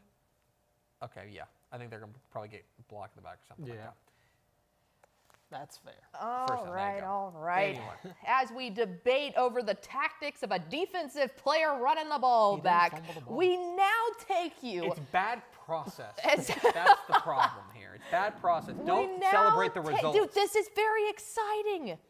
We are headed down for the first time, I believe, in Dave Campbell's Texas football tonight history to the RGV, down to one of our favorite areas in the state, the Rio Grande Valley, as the man who could not be happier. Give me one of those big ol' RGV smiles, Matt Stepp. My guy, my only question for you is how much does the RGV rock right now? Is it like officially rocking? It's at dudes rock level because, as we all know, dudes rock, and it is at epic dudes rock level. Look at that! Look at that crowd behind me at Couch Elsa. Port Isabel's crowd is even bigger. It's homecoming. It's a great night in Port Isabel. What can I say? I got another taco. My taco streak is at 2. It's going great, fellas. I'll tell you that. And Matt going Stepp, it's your friend Greg from the podcast Tepper and Stepp. I want to ask you about this game that you're at, Ed Couch Elsa in Port Isabel. This is actually like a heater of a game. 3-1 Ed Couch Elsa. La Maquina Maria off to a fantastic start, but taking on a Port Isabel squad that's got their eyes set on bigger things. What have you noticed in this game so far? Right now, Ed Couch Elsa leads 21-7 at the half. Primarily, the issue for Port Isabel has been self-inflicted wounds. Opening drive, they get down to the 4-yard line to get called for a chop block after a touchdown, calls the touchdown back. They turn it over on downs. They've had 3 fumbles, including one that was returned for a touchdown. So really, if Ed Couch Elsa, Port Isabel can just stop the mistakes, I think we'll be in for a great ball game. They're moving the ball well. They're just making mistakes. They're putting the ball on the turf, and obviously against a good team like Ed Couch Elsa, 3-1, with their only loss being to 6A Edinburgh, you simply can't do that. All right, I just got a couple questions here. One, where are you going post-game? Because that's very important. And then 2, where are you at tomorrow? Because I know you go somewhere, you hit Thursday, Friday, and Saturday. So what's the game tomorrow, but also where are you going after this one? All right, we'll start. So last night I was at PSJ North and Corpus Christi Veterans Memorial. How about PSJ North? 35-7. We thought they'd be down a little bit this year. Nope, they are, to me, the best team in the Valley right now. Post-game-ish, I don't know. What do you think? El Rancho and Harlingen? We can run it back in El Rancho and Harlingen post-game. I'm down. And then Saturday I'll be in Edinburgh for Edinburgh North. Our friends from Edinburgh North, my good buddies, they're Coach Damian Gonzalez and the Edinburgh North Cougars, taking on PSJA Southwest. So I'll give you a little Saturday action down in the RGV. So it should be a lot of fun. He's Matt Stepp. You just watched PPR get a big win there for PSJA North. Now he's watching big. Oh. Uh-oh. I think his audio cut out. Anyway, Matt Stepp Dave Campbell's He's Texas a happy football. guy. He's a very He's happy a guy. happy fella. Appreciate his jealous. time. I'm very jealous as well. I have to be here with you knuckleheads instead of down there enjoying some Rio The Grande best part Valley. about step traveling is that he just calls you or texts you with what he's eating. I know. Because he knows you're going to want it. And he's just like, hey, I'm having He this called now. me. He called me earlier. I think I told you guys this. He called me earlier, and I didn't answer. Not because I couldn't answer the phone, but because I was just going to get real mad about what he was going to tell me. Yeah, when Steph's down in the RGV, I try to ignore him as much as possible. Is that because or El Paso? Yeah, he's doing everything that I wish I could be doing. So we appreciate Matt Stepp hopping on and giving some love to the RGV, one of our favorite places across the state. All right, there is massive game action happening right now all across the state. Let's dive right back into it. We go to Hitchcock and Silsbee. Hitchcock up 21-10 late in the second quarter as we're just kind of walking around here. Oh, I think it looks like a Hitchcock touchdown. Yeah, I think they're lined up for an extra point. Okay. Yeah, a Hitchcock touchdown. Commanding Hitchcock lead now. I think we missed. All right. Turnovers really, really biting. I mean, it's cool. Silsbee Extra in this points are cool. So you're a special teams. Yeah, 27-10 presumably. Extra point pending there in that game down there in Southeast Texas. Let's bounce out to East Texas if we could and go to Chapel Hill and Lindale where I know there's action going on there. Extra point up and good there. As Chapel Hill, Ricky Stewart bounce to the left side. Gone. Might have been a flag on that one. You ain't catching him. His explosive speed is just insane. I mean, from the moment that he got out of the pocket right there, he just took off. Yeah, that's he's got that burst. The burst is out of control there. As the way he's walking back, it might be a flag because I don't think he looks very happy to me. Unless he's just maybe gassed. he's just so used to scoring touchdowns that he's he doesn't impress himself anymore. Yeah. I'm just trying to get back to the water station. Yeah. It was there was a flag. Oh, Jeff Reardon with the headset off and the finger aggressively pointing down towards the turf. And by the way, Not that happy does about that look one. like Brisbane. They're number 3 as well. Yeah, Brisbane. Yeah, it looks So like back in and Demetrius healthy. Brisbane. They're playing for Chapel Hill, which is obviously very good news for the Bulldogs, as multiple fouls on them. Was going to back them up. And again, a critical game there between Chapel Hill and Lindale. We're bouncing around. Games across the state. Let's dive into some 3A scores from across the state of Texas, starting with 3A Division II. Gunner opens up district play tonight against Bells. They're all over them.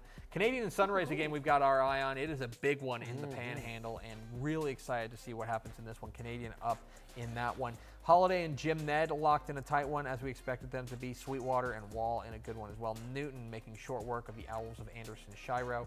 Rice Consolidated, new to the rankings, up a touchdown on the Bulldogs of Bowling. To 3A Division I we go. Scan that QR code in the top right to go to texasfootball.com/scores for all the scores. You see Belleville and Columbus. That's a surprise. A surprise. That game's at halftime. Columbus has been absolutely dominant, but they are in a dogfight tonight.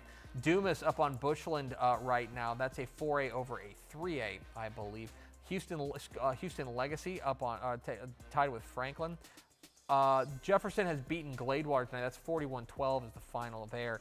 Shallow Water beats up on Idalou, and West and Marlin locked in a tight one there in kind of Central Texas, Greater Brazos Valley type area. Nice.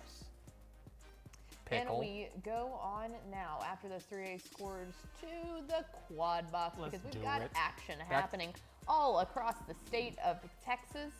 We'll get to the quad box in just a second. Sitting with the ball against Corpus Christi Miller. He's going to let it air out here right up the seam he goes, and that'll be a touchdown for Sitton, a team under the direction of Michael Troutman and all of his enthusiasm. That is finally, guys, it feels like they've been right at that precipice for a long time the past couple of years under Troutman, but really trying to push through this year with a very good squad. Tristan hands into Jacoby James there for the touchdown for Sinton to extend the lead. And this would really be a signature win for Sinton. Allen pulling away from McKinney High. Touchdown Glen Rose. And Glen Rose scores another one there to continue going back and forth and you know, trading scores there. A light show going on down there at 3A Glen Rose. 4A D2. 4A, that's Some respect on Glen Rose. But yeah, that's Glen Rose Glen Rose has got a beautiful facility out there, but yeah, this is especially for a team that's without their starting quarterback. Yeah. And Kenyon Evans out in this game. Very, very impressive. But yeah, this is a game that obviously if you're Alvarado, you just say, yeah, we'll just trade scores with you. You know what I mean? Sure. If you we'll win we this game. expected this anyway. We'll win this game 66-52. Like, Right. that's fine by us. One last thing on Sinton. First time since, I believe, 2016, 4-0. So you mentioned Pickle, you mentioned Troutman getting things going in the right direction. That's almost a decade since they've been at this mark. Now potentially about to go to 5-0. Like this is now a Pirates team that we got to start really. I know they're ranked, but they really have to start having big conversations about potentially. Well, the other thing about Sinton is that you mentioned that they're 4-0 for the first time since 2016. Is that what you said? Yeah. A big reason why is not that they haven't been good. They have been good, but also they schedule games like this. Yeah. They schedule games like Corpus Christi Miller everywhere. Like Michael Troutman is not afraid, as he's giving him an earful right now. Yeah, I was about to say. But there's You don't have to be very far from. You don't have can- to be very close for Michael Troutman to be able to really be able to hear him. I can hear him from here. Yeah. And we're up in Denton. But yeah, this is Sinton always schedules in tough non-district, and this would be a real feather in the cap for a 4A Sinton team over a 5A Corpus Christi Miller team. And I just love allow me to put on like my old school hat here. They're just an old school running team, man. Yeah. That's what they want to do with their running back Micah Green. He's averaging 89 yards of rushing per game, and then their quarterback too, Tristan Hansen, has done an incredible job. He's averaging 82 yards of rushing on the ground this year. He's got almost 500 yards of passing, 12 touchdowns. He really is that true dual threat, hard hitting quarterback, and they're a fun team to watch, just ground and pound. Yep, absolutely. They're fantastic. It's really, they're a good ball club, and I don't think it's an accident there with that Miller up on Miller. Meanwhile, Lufkin and Barbers Hill, this game going down there in the Piney Woods. They're behind the pine curtain as Lufkin up on Barbers Hill. As you see in the smaller box there, McKinney trying to claw back in this game against Allen there. But for Lufkin, this is a team that we've had high hopes for a while, and I think that it's one of those things where we've kind of gotten burned in the past by putting some stock into them. But Todd Quick's been there a long time, and he is a guy who has taken his lumps sometimes. If you remember the opener, they played Longview, and Lufkin-Longview is a big rivalry game, and that game ended 7-3. Like, they lost 7-3. Since then, they've beaten Nacogdoches, they've beaten a team from Arkansas, and they've beaten Tyler High. They've been rolling pretty well there, and now if they were to go and beat Barbers Hill, open up district play with a big win, that would be very important for them, especially knowing you've still got Port Arthur Memorial, you've still got Galveston Ball coming down the pike. Well, and it's funny because with Lufkin, I mean, the past 2 years when they were in District 7, 5A Division 1, you've got to remember, I mean, they were in there with the odds of Longview, Lancaster, Forney. All of those teams moved up to 6A, really kind of shaking the 5A Division 1 slate out in that portion of the east side of the, greater DFW area into far east Texas. And you were thinking, well, with those teams out, it's got to get easier, right? And it didn't. No. It really didn't for them. So I think that I'm wondering with them coming into big. Well, there goes touchdown, Alvarado. He was like, "Cool, we're having a track meet. Let's go." Is that Collier? Is that? That might 10? be Collier. Yeah, Number 10. I think that is Collier. Let me double check that. We're gonna double check our rosters here. Shout out to our social producer V&A Moreno for Cartier giving us all Collier these, with a long touchdown run these there as he continues to do work. And yeah, if you're Alvarado, sure, we'll just keep hitting home runs on you. That's important. And yeah, I think that this is they're cruising like they have been in the past. It's going to take a special defensive effort to slow down this Alvarado team because they've just been so explosive. And Collier is the tip of that spear. He's so explosive and capable of hurting you with his arm or his legs. Really fantastic stuff. If you're Barbers Hill, though. That was 6 touchdowns for Collier, if you were wondering. Okay. Oh, my goodness. Okay. According to James Tritley, our man on the call. But other than that, how's he been? Yeah. Yeah, I mean, okay, cool, 6 touchdowns. Yeah. Neat, dude. It's only 6 more than me. Yeah. Anyway. If you're Barbers Hill, though, yeah. right, this type of performance right now probably has to be pretty deflating so far, right? Because again, I mentioned Carl Apsek has this program headed in the right direction. They're trying to take that next step. They've always been a consistent playoff team that hovers around that 7 to 9 win margin. Now they're trying to get to that double-digit win margin. Looked like they have the team this year. I'm not saying they don't, but now if you lose this one, you mentioned PM Memorial and Galveston Ball is still coming up in this district, and okay, how much of a step back would this be to potentially lose this game? And if this margin holds too, 2 scores. Yeah, this would hurt. I think this would hurt if they weren't able to come back in those sides. McKinney, trying to make a game of that one there, and then you see up there in the top left Sinton and Corpus Christi Miller.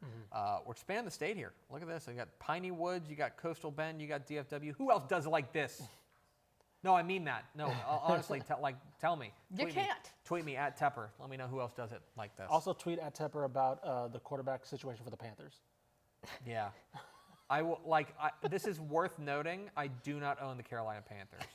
I want you to know that. Video of you watching practice this week. You've got the wrong guy. I do not. We're all trying to find the guy who did this. That's Uncle Dave. Do you regret not drafting C.J. Stroud? I will talk to Uncle Dave about it. Okay. I'll ask Uncle Dave whether or not we like what we're doing with Bryce Young. Fantastic. One more update here as another game of the night we've got our eyes on. It's halftime in Piscataway, New Jersey. It's 14-3. Rutgers is up on Washington. It's 14-3. Big. It's a Big Ten game between a team from Piscataway, New Jersey, and a team from Seattle, Washington. Just a classic Big Ten matchup. Just like God intended. Just a classic Big Ten matchup. I have a feeling that our producer, Miss Mallory Hartley, has something to do with all these random Big Ten updates.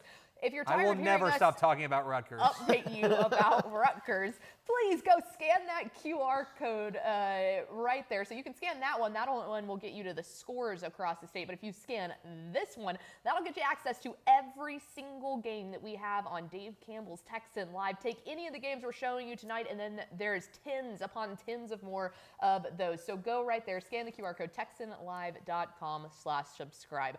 All right, so as you take a look at the games, we're going to take a quick break here. But before we do that, let's hear Aaron Hardigan's conversation with Mark Torres. So, have you ever been at one of those places in your life where you're comfortable, you're doing well, and then a really incredible opportunity comes along, and it's one that you just can't pass up? Well, Mark Torres spent his entire life in the city of El Paso. He had made El Paso Pebble Hills one of the predominant programs out in the greater 915, and then Hays County came calling. Mark Torres, now the newest resident down there in Hays County, is the new head coach of Buda Hays. Here's his conversation with our very own Aaron Hardigan. Take me back to 2015. When you took over at Pebble Hills. New program. They gave you the keys. What was that like? Well, in that time, they placed us in the middle of 3 of the 4 best programs in El Paso, branching off from El Dorado High School, which was at the time the largest school. When we first were placed in varsity, no athletic director, no principal, did not follow the UIL multiplier, so they threw us in 6A to make it convenient for scheduling. Looking back on that, it was a challenge that hurt us success-wise, probably across the board. Some of the programs have still not caught up to what maybe they could have been up to this point. And I do think that playing in that league that early is why Pebble Hills is where it is right now football-wise. I don't think you can have a conversation about who's coming out of El Paso in 6A without Pebble Hills being involved. Really proud of that. And in less than a decade. But going back to that, 7 different principals sat in that seat between interims and new principals. And to be the only coach and an athletic coordinator during that tenure, it was learning how to deal with a lot of different styles of leadership. And so in that 7, 8, 9 years that I was there, I probably earned about 25 years worth of experience. So it was great, and I wouldn't change it for the world. I'm curious to know how they feel knowing you're venturing to Austin to a major program in a very different metropolitan area. When did you know that you were perhaps ready for a new challenge? Well, I wasn't looking. A friend reached out and said, hey, this program is open, and I talked to a few people. Kind of maybe what they're looking for might be what the things that you do back home, and if you're interested, you'd maybe have a good shot at earning that position. So I spoke to my wife about it, and she knew exactly where it was. It was never out of the question that we would try one day if the opportunity came up. It had to be a good situation where we want to move our family. And I was very comfortable from the time we made the trip out there to go through the interview process. Everything just kind of seemed to line up. And it was the easiest process I ever went through because all I did was tell them what we do at Pebble Hills. I mean, I didn't need a job. I had a great job where I was, and I love that place. It'll always be a part of me. And so just simply to go there and say, guys, all I did was change the logos and the colors on what is here that I'm presenting. This is what I believe in. And if it's not good enough, I can accept that if you decide to move on one day. But I believe in what we do, and if I can get everybody behind this, then we have a chance to have some success. I like that you're remaining who you are. And you're hanging on to the experience that you have and the experience that's made you, because I feel this is a different challenge because you once built a program from ground up that presented its own. Now you're taking over a program that's had success, and you're you're taking the torch from Goad, and then what? You know, it's a completely different sort of scenario. So I admire you for being like, I'm gonna do it as I would. I'm not gonna try to be Coach Goad. I'm going to be me. Right. You know, and I have a lot of respect for the guys. I'm the 5th coach in the history of the school, you know, so obviously Bob Shelton, 47 years, that's not going to be done again. You know, and I've met him a couple of times. You know, he has a presence about him, and God bless him to do that for as many years as he did in one place.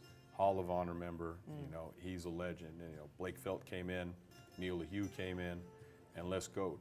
And every single one of them had success. And so the challenge for me every day when I wake up is that every one of those guys put some hardware in that trophy case. And that is a great motivator. But I'm not Bob Shelton, I'm not Les Goad. And they didn't do things the way someone else did. They did things the way they do it. And that's what I believe makes people successful. So a great tradition. The tradition is right there before them. So you're not creating it. I did tell our kids it's kind of like putting the plug back in. You know, this works. You just got to believe it, get the energy back where it belongs, and we'll have success. I think it's fascinating that you and your 2 brothers, you guys were all head coaches at one point. They're no longer, so you're now the one representing in the family. Right, yeah. But that's fascinating because not many families can claim that. Well, what's probably ironic about that is that we're the first generation coaches.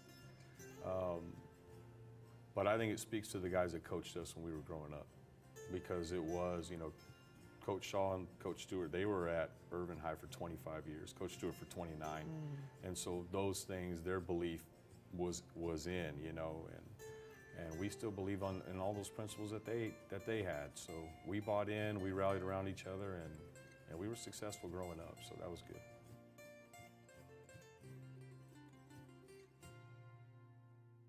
Dave Campbell's Texas Football and Texas Army National Guard are honored to present the Coach of the Week Award, celebrating one head coach in 7 different classifications. That's 6A all the way down to 6-man, and of course, private school every single week. Think your head coach deserves some recognition? Nominate them under our weekly Twitter and Facebook post. Those will come out Friday at 10:30 p.m., Saturday 8:30 p.m., and Sunday at 6:30 p.m. That's facebook.com/Dave Campbell's or at DCTF on Twitter. Thank you to Texas Army National Guard for helping spotlight the hard work and dedication of high school head coaches across Texas. Dave Campbell's Texas Football and Ozarka will announce 7 Team of the Week winners for 14 weeks of the Texas high school football season from Class 6A down to 6-man, and including private schools. Head to TexasFootball.com, go to the Awards tab, and find Ozarka Team of the Week to see this season's winners and vote for your program to be named. Winners are announced every Wednesday on Twitter and Facebook. Dave Campbell's Texas Football and Panini America are teaming up this season to honor the best high school quarterbacks across the state of Texas. 7 quarterbacks, 1 in each classification, 1A through 6A in private schools, will be named Quarterback of the Week and will receive a virtual Panini America trading card to commemorate their performance. Check out which outstanding quarterback was selected each Tuesday morning on the Dave Campbell's Twitter and Facebook pages.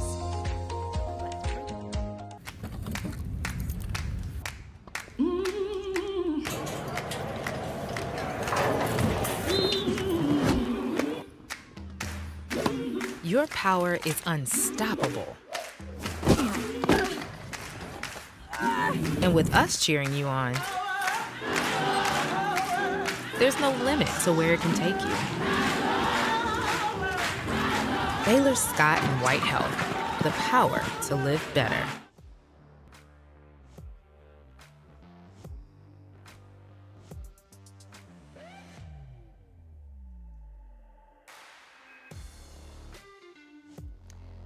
All right, it is the 9 o'clock hour, which means it is the fun hour, the hour of fun.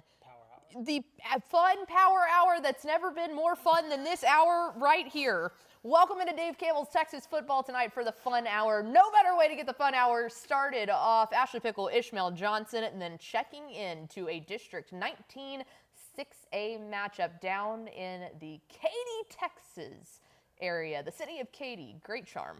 Let's head out to Katy Pato taking on Katy Made Creek. We start you off here in the second half of this one. As we head to the highlights, it'll be Pato's quarterback Jackson Farrar takes the snap on 4th and 10, breaks a tackle. How about another one? Can he pick up the first down? Yes, he can. An incredible quarterback keeper on that one, which is scoreless in the third. To the third we go again. Pato trying to make their way down. Look at this run. Terrence Johnson, he was our Texas State College Technical Play of the Week. That one might be running it back. And then guess what? Made Creek unable to respond. Terrence Johnson does his Terrence Johnson stuff, up to 14-0 for Pato.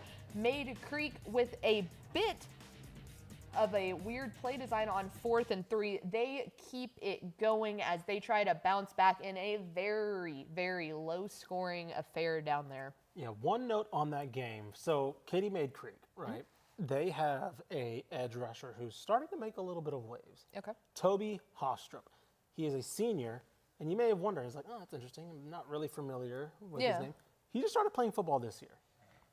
He is rated as a 4-star already by a lot of outlets. He basically literally suited up for the first time a couple weeks ago. I believe had 4 sacks in his debut game as a varsity player. Here, I'm reading his measurements. 6'4", 230, grew up in England, played soccer, just basically moved here and was like, hey, you have a frame that probably lends itself to being a good edge rusher. And now he has offers from Florida State, Boise State, Boston College, Georgia Tech, Illinois. The list goes on. 21 offers already in his first not even month of playing football for the first time. Everybody just said, yeah, we can work with that.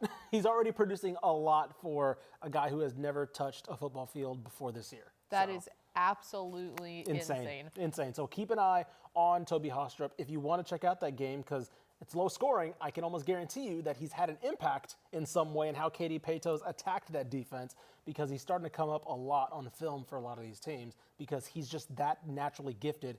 Everybody I've talked to in the industry says, yeah, he's kind of like, he doesn't know really what he's doing, but that doesn't matter because the instincts are there. Yeah. And they're just seeing like him get off the line and be able to be quick enough to beat the left tackle or the right tackle and get to the quarterback. And that so, quick explosiveness from soccer can translate. It really, really can. Exactly. That is exciting to watch there. All right, we continue on with game action across the state of Texas here on Dave Campbell's Texas Football Tonight.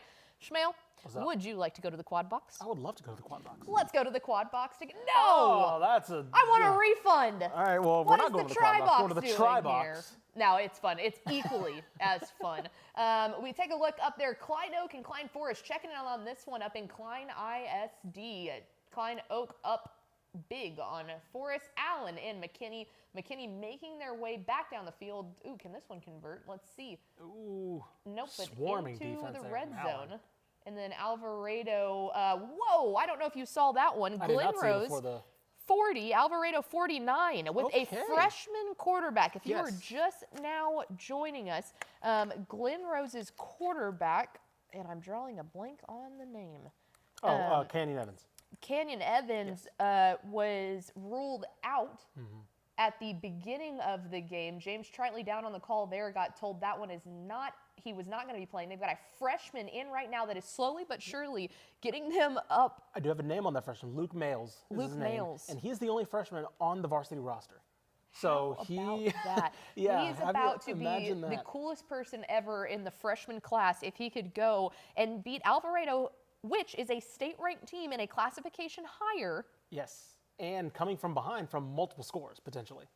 As we see Alvarado, Cardi Collier trying to go deep, and good defense there to break that one up.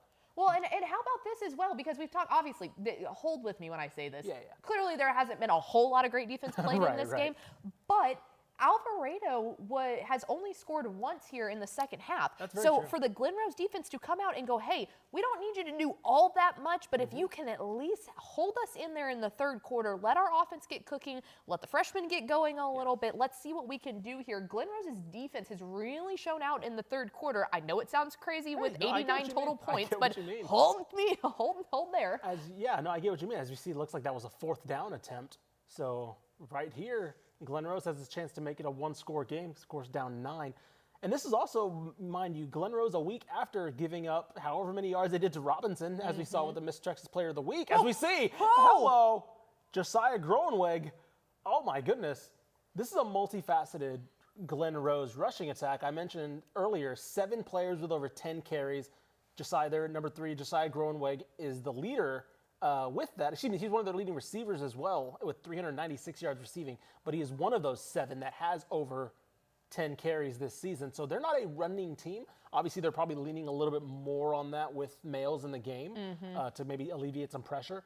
But this is a Glen Rose team that I'm very fascinated how they've come out. And if you're Alvarado, if they're running the ball a lot more than you anticipated, that's probably not what you prepared for. And it's like, okay, geez, this is a running team now? They're a little bit more balanced. We see Luke Males under pressure does the mature thing and kind of maybe takes a little sack instead of trying to make things happen and try to potentially turn the ball over. He just kind of takes a -1 sack there. Right, and like you said, especially with the Glen Rose defense, they allowed 400 yards of rushing in that game against Robinson.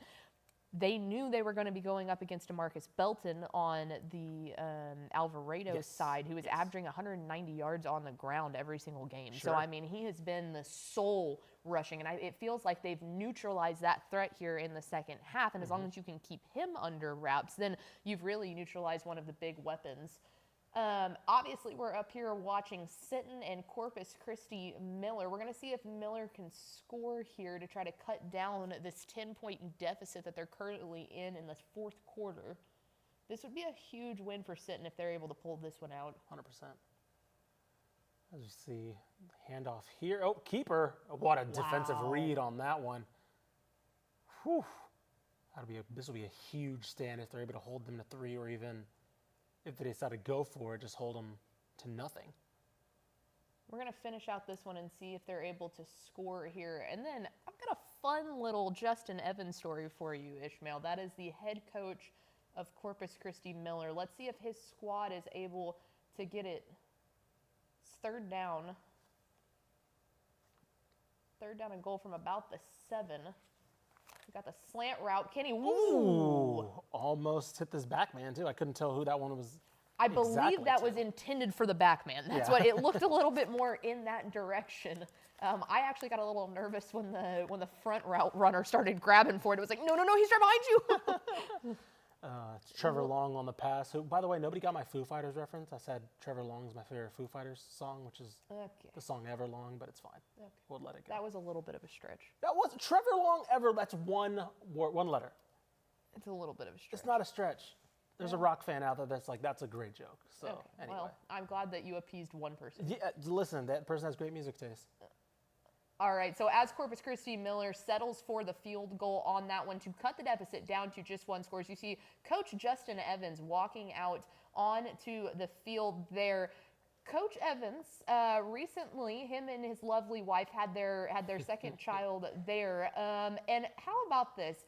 You just never know how life will go. So Coach Evans posted this on Facebook. He coached John Villarreal, which you can see in the photos up there at Miller. Villarreal was on the 2019 regional semifinalist team. Never did I know he would be the person that would give my son his very first haircut. Former player and now my son's barber. Jordan, obviously with an incredible head of lettuce up there. He looks incredible. John Villarreal did an incredible job, but just I think this really mirrors how coaches make an impact in so many more ways, and how so many of them, I think a lot of people that don't get the opportunity to be surrounded by Texas high school football in the same way that we are realize that just because they're not your players anymore doesn't mean that they're not players in your heart. I was about to say, and it goes on to show how connected these communities are, because it's like, I mean, yeah, he's going to grow up and become a member of this community, and he's going to go on to talk about Justin Evans and how he impacted him. So it goes to show you, like, Coach Evans puts these players into the community that then reflect on what he's done in their lives, and obviously it pays it forward a little bit, where it's like, hey, a couple years down the line, something as simple as like a haircut, but it's like a memorable moment for Coach Evans. Absolutely. It's his son's first haircut. It's a former player. It's crazy how it just all completes in a little circle, and it all contributes to each other as they continue to build their communities and then kind of, pay it back. And that's what every coach will tell you too. It's not about the players that we develop. It's about the men that they're going to be when they leave, men and women for a lot of these football coaches that are also athletic directors. Yeah. You think about that from a small school range, and they're not just worried about the guys that are out here putting on the pads, but the girls that are going and swimming and diving and going out and playing basketball and all that. So just a really, really cool, touching story there from Coach Evans, and shout out to the little one. Yeah. Good looking haircut on that little guy. Great head of hair on him. I'm envious. As we head back up to the DFW, this one was one we were very excited for. Anna and Melissa in what is shockingly-ish a low-scoring affair as Anna tries to get this one. Zyandre Williams with the dart up the middle. I believe that was, if I can find the roster, Melissa has a big roster, so I'm still looking at that one. That was Ace Trailer on the catch for Anna. There, that is a high-powered Anna offense that's been kind of held in check a little bit here so far. As we see the handoff up the middle to Edward Chumley, and he's going to plow his way in the end zone. That's a guy you're used to talking about scoring touchdowns. Chumley's incredible. But obviously a big portion of this Anna team is Zyandre Williams. He has been the key cog in this Anna offense, as we saw them last year go and win their first state title under Seth Farr in a long time. But it was Zyandre Williams who was the one that really kind of led them to that next level of being like, okay, no, this Anna team is for real. Yeah, he's a star. As you see, offers from every major Group of 5 program in the state, basically 51 touchdowns. I believe that's a career stats, including last year, so it goes to show you how impactful he was on their state championship run. Going up a level to 5A has not really hindered him at all, as we saw him also in 7-on-7, just looking the part of a guy stepping up to basically to rise to the classification. And by the way, still got one more year of him left. So it's just crazy. A state championship as a sophomore and continuing to put up numbers. Dude's insane. And of course, he's playing behind an incredible offensive line as well. Like Peyton Those Miller, are some big Peyton Miller is a sophomore, and he's going to be getting Power 5. I believe he already has Power 5 offers. As we see, look at the size of those guys up front. Let's see an end around. Oh, good read from the Melissa defense, though. What a stop on that one. So Melissa, I guess not giving the touchdown to Chumley. Yeah, I guess they didn't. Guess it must have been down a little bit short. Unless it was a 2 as well. That might have been the 2-point conversion. We will might have gone for 2. Back I could have sworn he with scored. Everybody else. I did too. Anyway. Who could this is a good reason. This is a good excuse to go look at that game if you want to go. Exactly. Stop listening to us trying to figure out what's happening and go to TexanLive.com and go watch the game. As you see an end around here from Barbers Hill trying to cut into this Lufkin deficit. I don't want to say a shocker here, but a pretty surprising result here. I don't say anticipated shocker. this Shocker's one. too big of a word, but surprise is definitely one. No, I would completely agree with that. These are two teams that you don't necessarily see blow people out quite often. It's usually kind of those low-scoring slugfests, but that I feel like has been the difference from the Lufkin that we're seeing this year compared to the Lufkin that we're seeing last year. Obviously, took a week 1 loss 7-3 to Longview, so there's that typical Lufkin slugfest. But after that, shut out Nacogdoches 56-0. played a team from Arkansas 57-12, and then a really good 39-27 win against Tyler. This offense truly is has found a way to turn itself around, and we knew their defense was good. Yeah, as we see, trying to go deep and intercept. Oh, no! You got to come up with that. Oh, he's punching grass. Yeah, he knows. He knows that was his. I believe that was Chance Horace, sophomore. Looks like he thought his buddy had it, and he was like, oh, it's coming to me.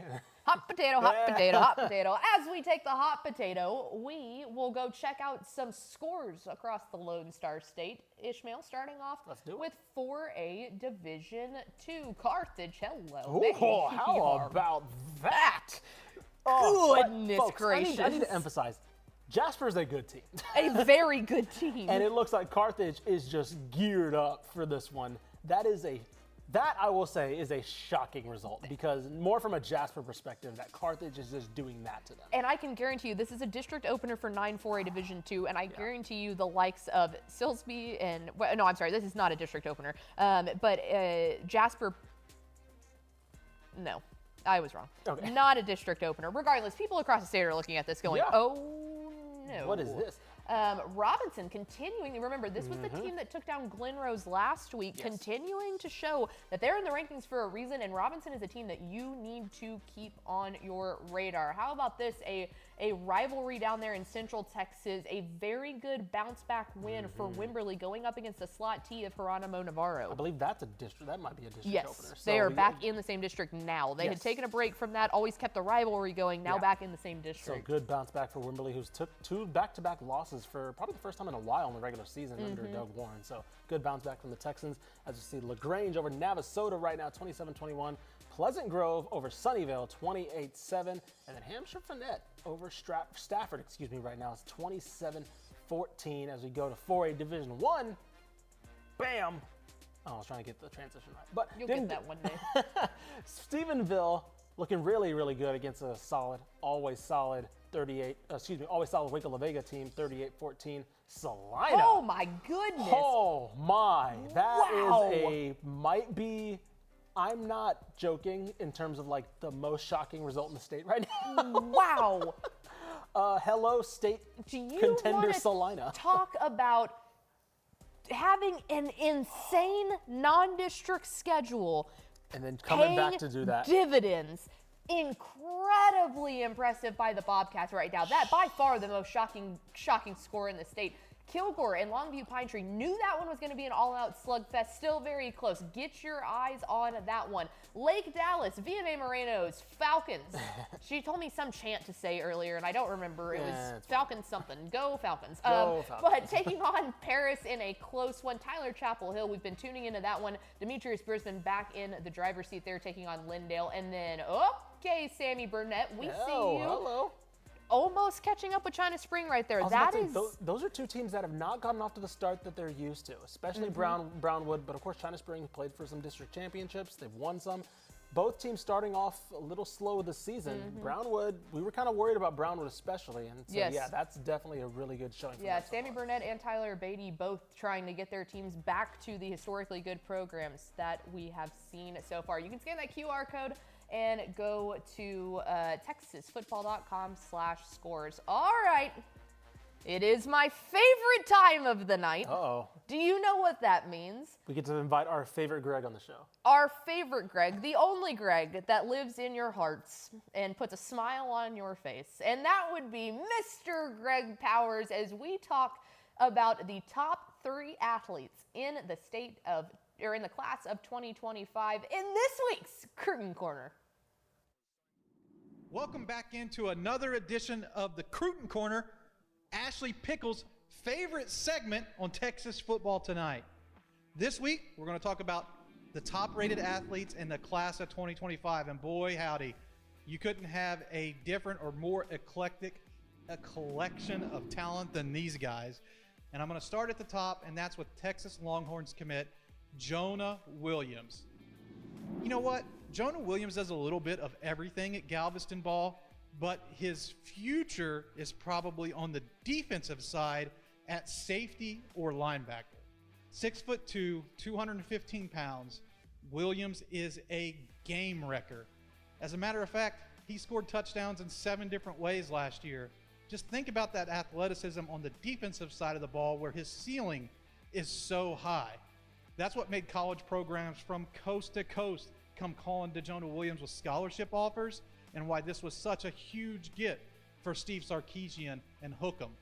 Don't be surprised if you hear his name called on MLB Draft Day in 2025 as well. He's a tremendous baseball player out Galveston ball. These multi-sport athletes with diverse backgrounds are the rage of college football right now, and Jonah Williams is next in line. San Antonio Alamo Heights athlete Michael Terry, he's a wide receiver to me.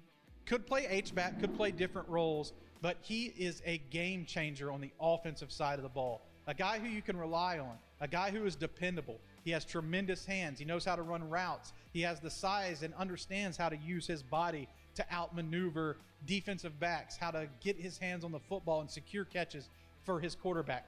A chain mover. Michael Terry is also the top uncommitted athlete in the entire state of Texas. As a matter of fact, he's the only player in the DCTF Hot 100 who isn't committed right now.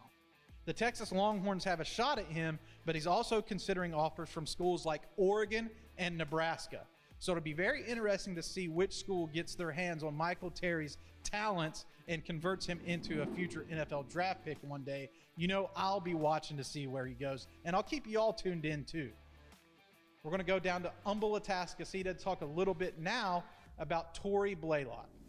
Tory Blaylock's committed to Oklahoma, and we have him rated as an athlete, but he's been a tremendous running back there. But he's a good in-space player. I would categorize him more as a slot back, a guy who can go into the slot and be a receiver, but you can also put into the backfield in certain scenarios.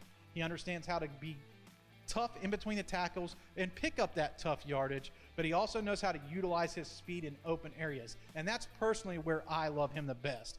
He's a guy in this state who might be one of the fastest, if not the fastest in pads, and that's going to earn him an opportunity to play early at Oklahoma and Brent Venable's program that's looking for some offensive punch, some offensive firepower right now.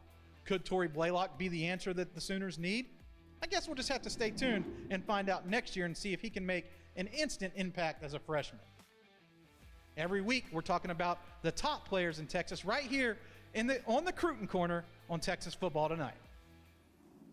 Thanks, Greg. We love the Cruton Corner. And I mean, obviously, one of the guys he talked about, Tory Blaylock for Atascocita. Oh. If you missed it earlier in the show, go back and watch it. This guy had 6 touchdowns in their win over Sheldon C.E. King. Yeah. And they weren't like, oh, yeah, the running back punched it in. Right. I was like 56, I thought you were reading 68. The same highlight. I was like, it was the same play. yeah, over and over and over again. Dude's insane. So Powers knows what he's talking about, putting him as one of our top 3 athletes in the class of 2025. All right, there is a banger going on in Central Texas. It is Belton taking on the Gobblers of Cuero. Let's get you to the second half highlights as we start off with a bang here. On the first play of the second half, Cuero, it is Jackson Marie. He's going to go deep to Walker Dice, and he's going to walk that one in the end zone. We see you. Gobble, gobble, they said. Then we go over to Belton, and it's quarterback Will Shepard. He's going to keep take the option and keep it. In goes Belton. Back and forth. Snip, snap, snip, snap. 2-point conversion. Will Shepard, can he go? Oh, he takes the huge hit, but did it matter? No, sir, it did not. That brought the lead back up to 6. The Gobblers going back and forth. Jackson Marie is going to keep it. Gobble, gobble, gobble, gobble, gobble. Langham Creek now going back to Maximum Bears. I did these highlights early in the first half. Let's go to the second half. 14-0 Bridgeland, and it's going to be Bridgeland again. This is going to be Jonathan Taylor on the jet sweep down the left side to go 21-0. And guess what? I mentioned Maximum Bears. I meant Maximum Bears. He got stopped. Oh, just looked like it was a fumble, but he ended up recovering it, and he's going to plunge it in right there. That is going to be Alex Spence Myers finishing off the drive. 28-0 Bears. Langham Creek trying not to go away and keep it on the board, and it's going to be Aiden Tarrin, John Oach in the end zone, finally up 28-7, but that's 28. Belongs to Maximum Bears and Cypress Bridgeland. Quad box. Quad box. Let's go. All right, Sitton and Miller. Yes. 1-score game up at the top there in the fourth quarter. Anna and Melissa, 1-score game in the third quarter. Chapel Hill and Lindale, in the third quarter, more than a one-score game. Lufkin and Barbers Hill. Lufkin continuing to hold on to that lead, but man, we have seen a defensive slugfest here in the second half of this one. I mean, this lead was already basically established, and then we have seen no points. Yeah. Points, who needs those? Yeah. Overrated. So down the stretch here, as far as which game is catching your eye the way it wraps up, because obviously we got 2 one-score games at the top. If you would have to pick one of the two, which one are you probably looking at more closely? Melissa and Anna. Yeah, I think I agree there. Very interested in. And it's literally just because I thought this was going to be a pointsy game, and it's not. That's fair. I didn't anticipate it getting to the fact where one offense was going to have to make the one big splash play to try and win this big play one. from Melissa. Hello. Oh, no, excuse me, a turnover. Dude, 94 is throwing his hands in and they did it. Oh, my goodness. All right, let me see if I can get a number on this. We're piped in. We're piped into their ears. I was just talking about how the offense had to do it. I couldn't see who had that grab or who had the fumble recovery. But what a massive turnover now for Melissa to potentially take a lead here if they can get the ball down the field. But as we've seen today, not necessarily an easy thing to do. No. Looks like there's an injury on the Anna side, or maybe a timeout, sorry. Probably just a timeout. The huddle on the far sideline there. Well, and realistically, that this Melissa defense is playing this well shouldn't be too shocking. I mean, they really had an exceptional defense in 2023, but where we had the questions was up on that defensive line. They had a couple of big FBS prospects graduate, and it was going to be, okay, are still some of the fundamental building blocks there? Yes, but how well can the young guys develop quickly? And I think that the answer to that has been very well. And when you have a really, really good defensive line and then you mix that with Grayson Donahoe, the linebacker, he's good size, 6 foot, 220, leader on the defense. When you allow him the time to get into where he needs to be, this is a really good Melissa defense. I'll say this, the one thing about Melissa so far this year. Miller! Whoa, he's weaving. Okay. Oh my goodness, a turnover for Sinton. Sinton. Oh my goodness. The amount of turnovers we've seen tonight in week 5 has been shocking. Swinging turnovers too, like detrimental turnovers. That's crazy.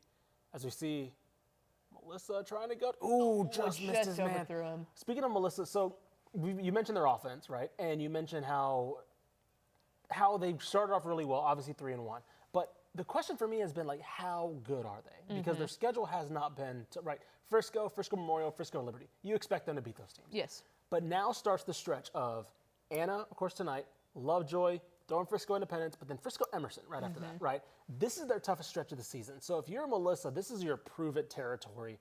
And if you're Anna, I'll say this, Seth Parr has to be happy with his defense after you got into an incredible shootout with Lovejoy. Yes. A Lovejoy team that, of course, Todd Dodge, we know he knows offense, we know he's a legend. But still, first year under Todd Dodge, they're not the finished product. He's still rebuilding things there. And so if you're Anna, you probably don't feel good about oh man, rebuilding Lovejoy kind of really took us to town. And now if you're Seth Parr a week after that, or maybe 2 weeks after that, I can't remember exactly how long that game was. But you have to be happy with how your defense is played based off of that performance. Absolutely. I mean, that was 42-49 at halftime on that one. Oh, good quarterback run here. And I was fixing to say, a large question I had for Melissa coming into the game was quarterback Noah Schubach. Okay, he's a move in from Alabama. We knew he was a good player, but it was how well was he going to step up in that role? Sure. And I mean, he's already almost at 1,000 yards. Okay, Chapel track Hill. meet. It's not easy to outrun Chapel Hill. No, there's Lindale. Oh my goodness. Okay, how about that? Chapel Hill not being in the white uniforms is it's really throwing me off. I know. I've had to check my eyes a couple times. Not to mention that those the blue uniforms that Chapel Hill is wearing is a very traditional uniform combo for Lindale. That is very true. Yeah. We should add different colors. Help me help you. Dip some yellow in there. Yeah. As we see Melissa still trying to matriculate down the field. And that Melissa offensive line is going to be key at this point in the game. I mean, we have a massive, massive offensive line here. Jake Brown, 6'3", 280, and then, of course, his other senior guard in Owen Hollenbeck. Okay, 6'4", 330 pounds. goodness. I mean, they are monstrous up there, and that's why you see the capability there by this big old nasty up front. An OU commit, he's ranked 84th.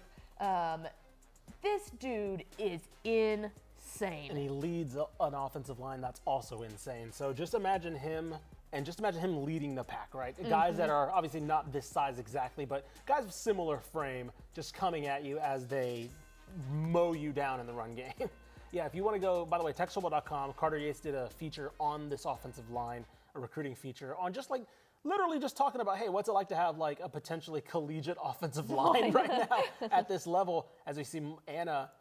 And again, I'll give credit to Anna's due. Ooh, actually, there he is. Yeah, there you go. Don't stop fighting till it's over. I love them just dapping up each other Yeah. like that. It's like, hey, Go I'm to big, war. you're Yeah. big. We're going to hit each other, and then we're going to dap each other up. You go to war, hey, good rep, buddy. Yeah. But again, goes back to also the good job that Anna has done going against this offensive line. As we see now, it's just a jumbo package trying to get this 1 yard, and that's an easy 1 yard right there. When you have guys that are 330, 280, I mean, when you're averaging about 300 yards Yeah. or 300 pounds on the line, that should be the play call. Good job, Matt Nally and offensive coordinator Ryan Hamilton. Yeah, just like, hey, everybody line up and just push, go. Yeah. Ryan Hamilton said, hey, do that 1 yard play that we do. How much do offensive line coaches love that play call? Or Oh, hey, just my God. just push forward, Just boys. I mean, you just know they're up there barking, like let them loose, you know? I love that.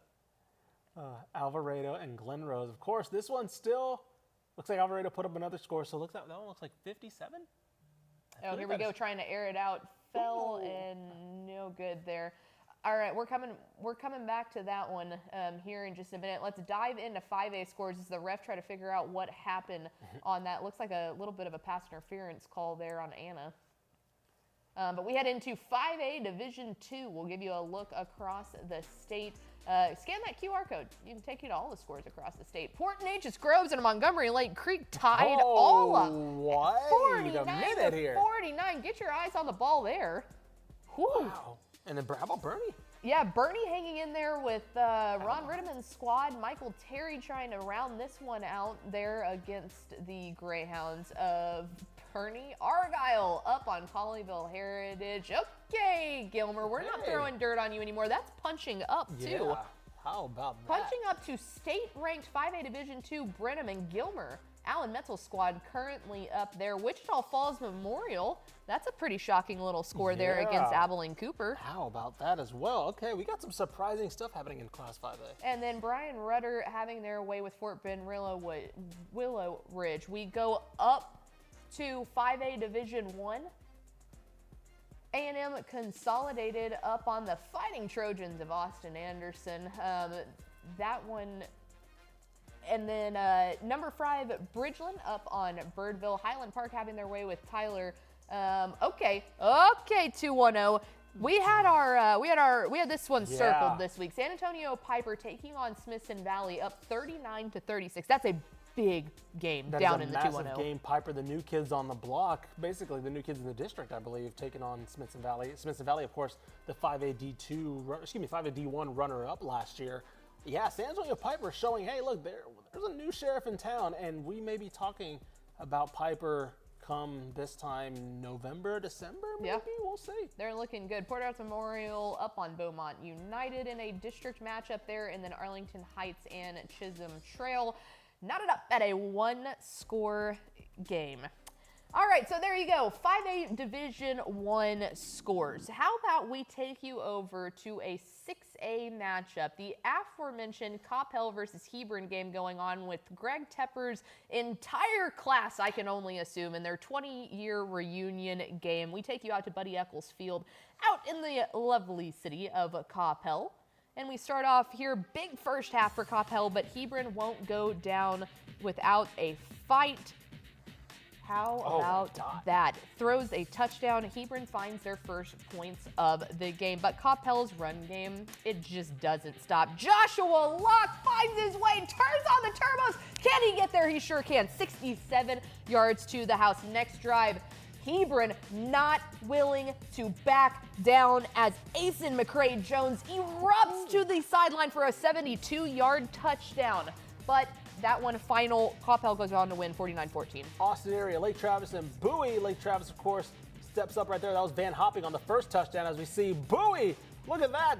QB Cruz Taylor, finds Rowan Wells all the way down for a 70-yard score for the Bulldogs. Trying not to go away, but this is going to be Chaston Ditta throwing to a wide open Lark Siddle. Don't leave anybody on Lake Travis wide open. That's my game plan. But, of course, Lark Siddle again on the reception. Third touchdown of the night. Lake Travis up by 35, which, flexing right now. Bowie ain't a slouch. If you're from the Austin area, you know Bowie is also a respectable program, so that's a big, big win. Presumably a soon-to-be win for Lake Travis. Okay. Interested in this one. I just read the highlights from Hebron. Their district bunkmates, Louisville and Marcus, going on right now. Marcus with Little Nussmeyer. He's going to get tired of us calling him. Little Nuss. Little Nuss is dropping 21 points on Louisville right now. This would be a very, very good opening district game for the Marauders. Oh, yeah. That is a statement win, if anything.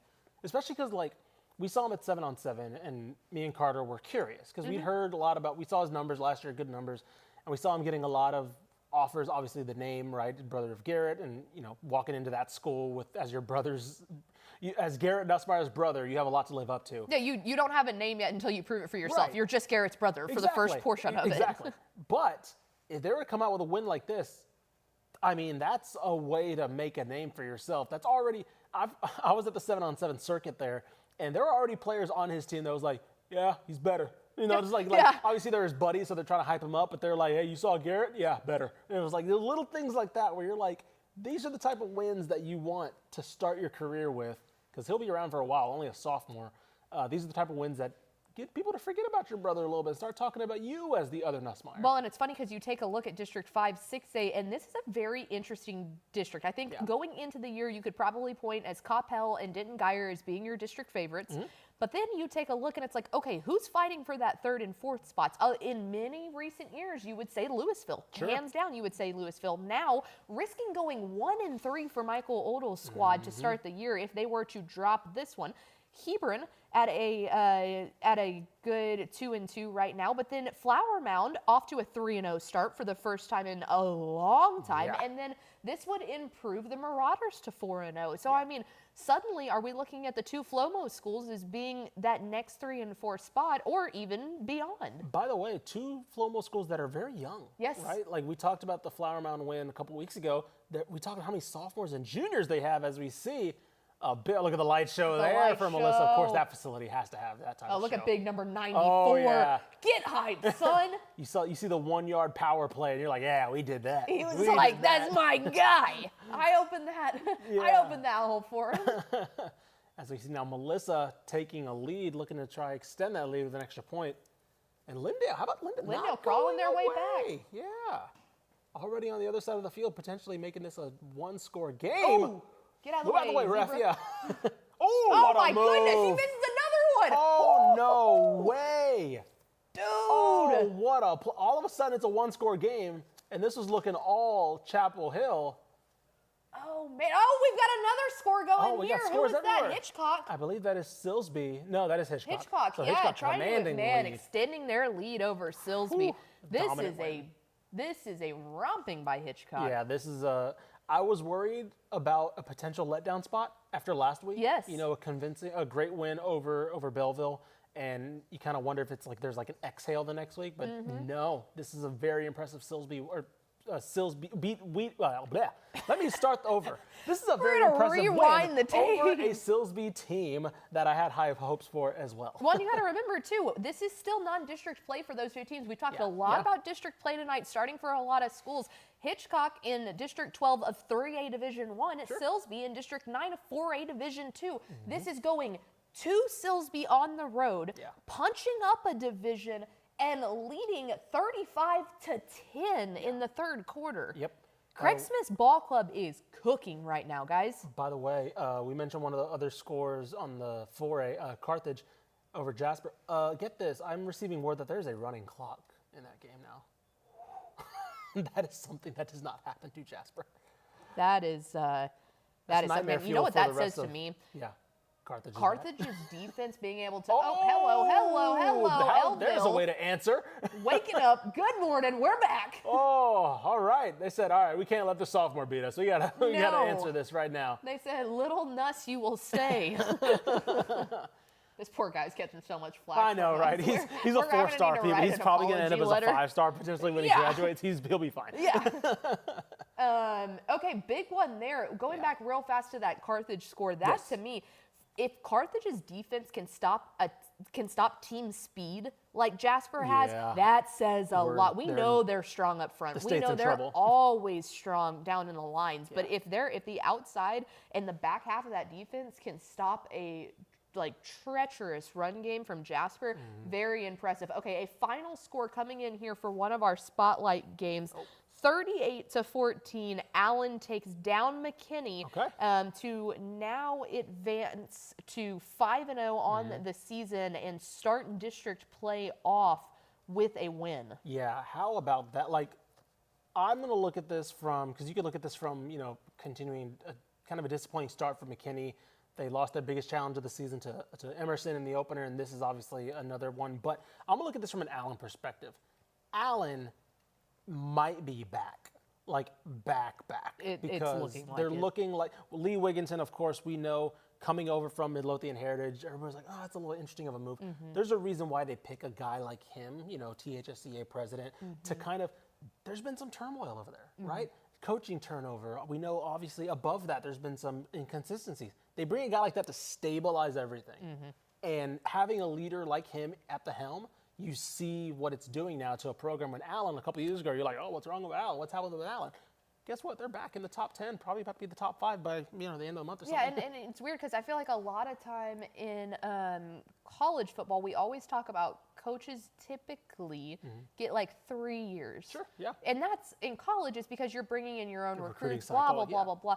With Allen, it's obviously not that we're talking about high school football, but kind of balancing out a program that has a lot of outside noise around it. It's the biggest school in the state. It has the largest roster. I mean, if you have ever actually physically held a Allen roster, it's like, oh my God, well, how do you make decisions based off of this? There's a lot of outside noise, and he is the perfect calm, cool, and collected that they needed to be able to do that. Yep.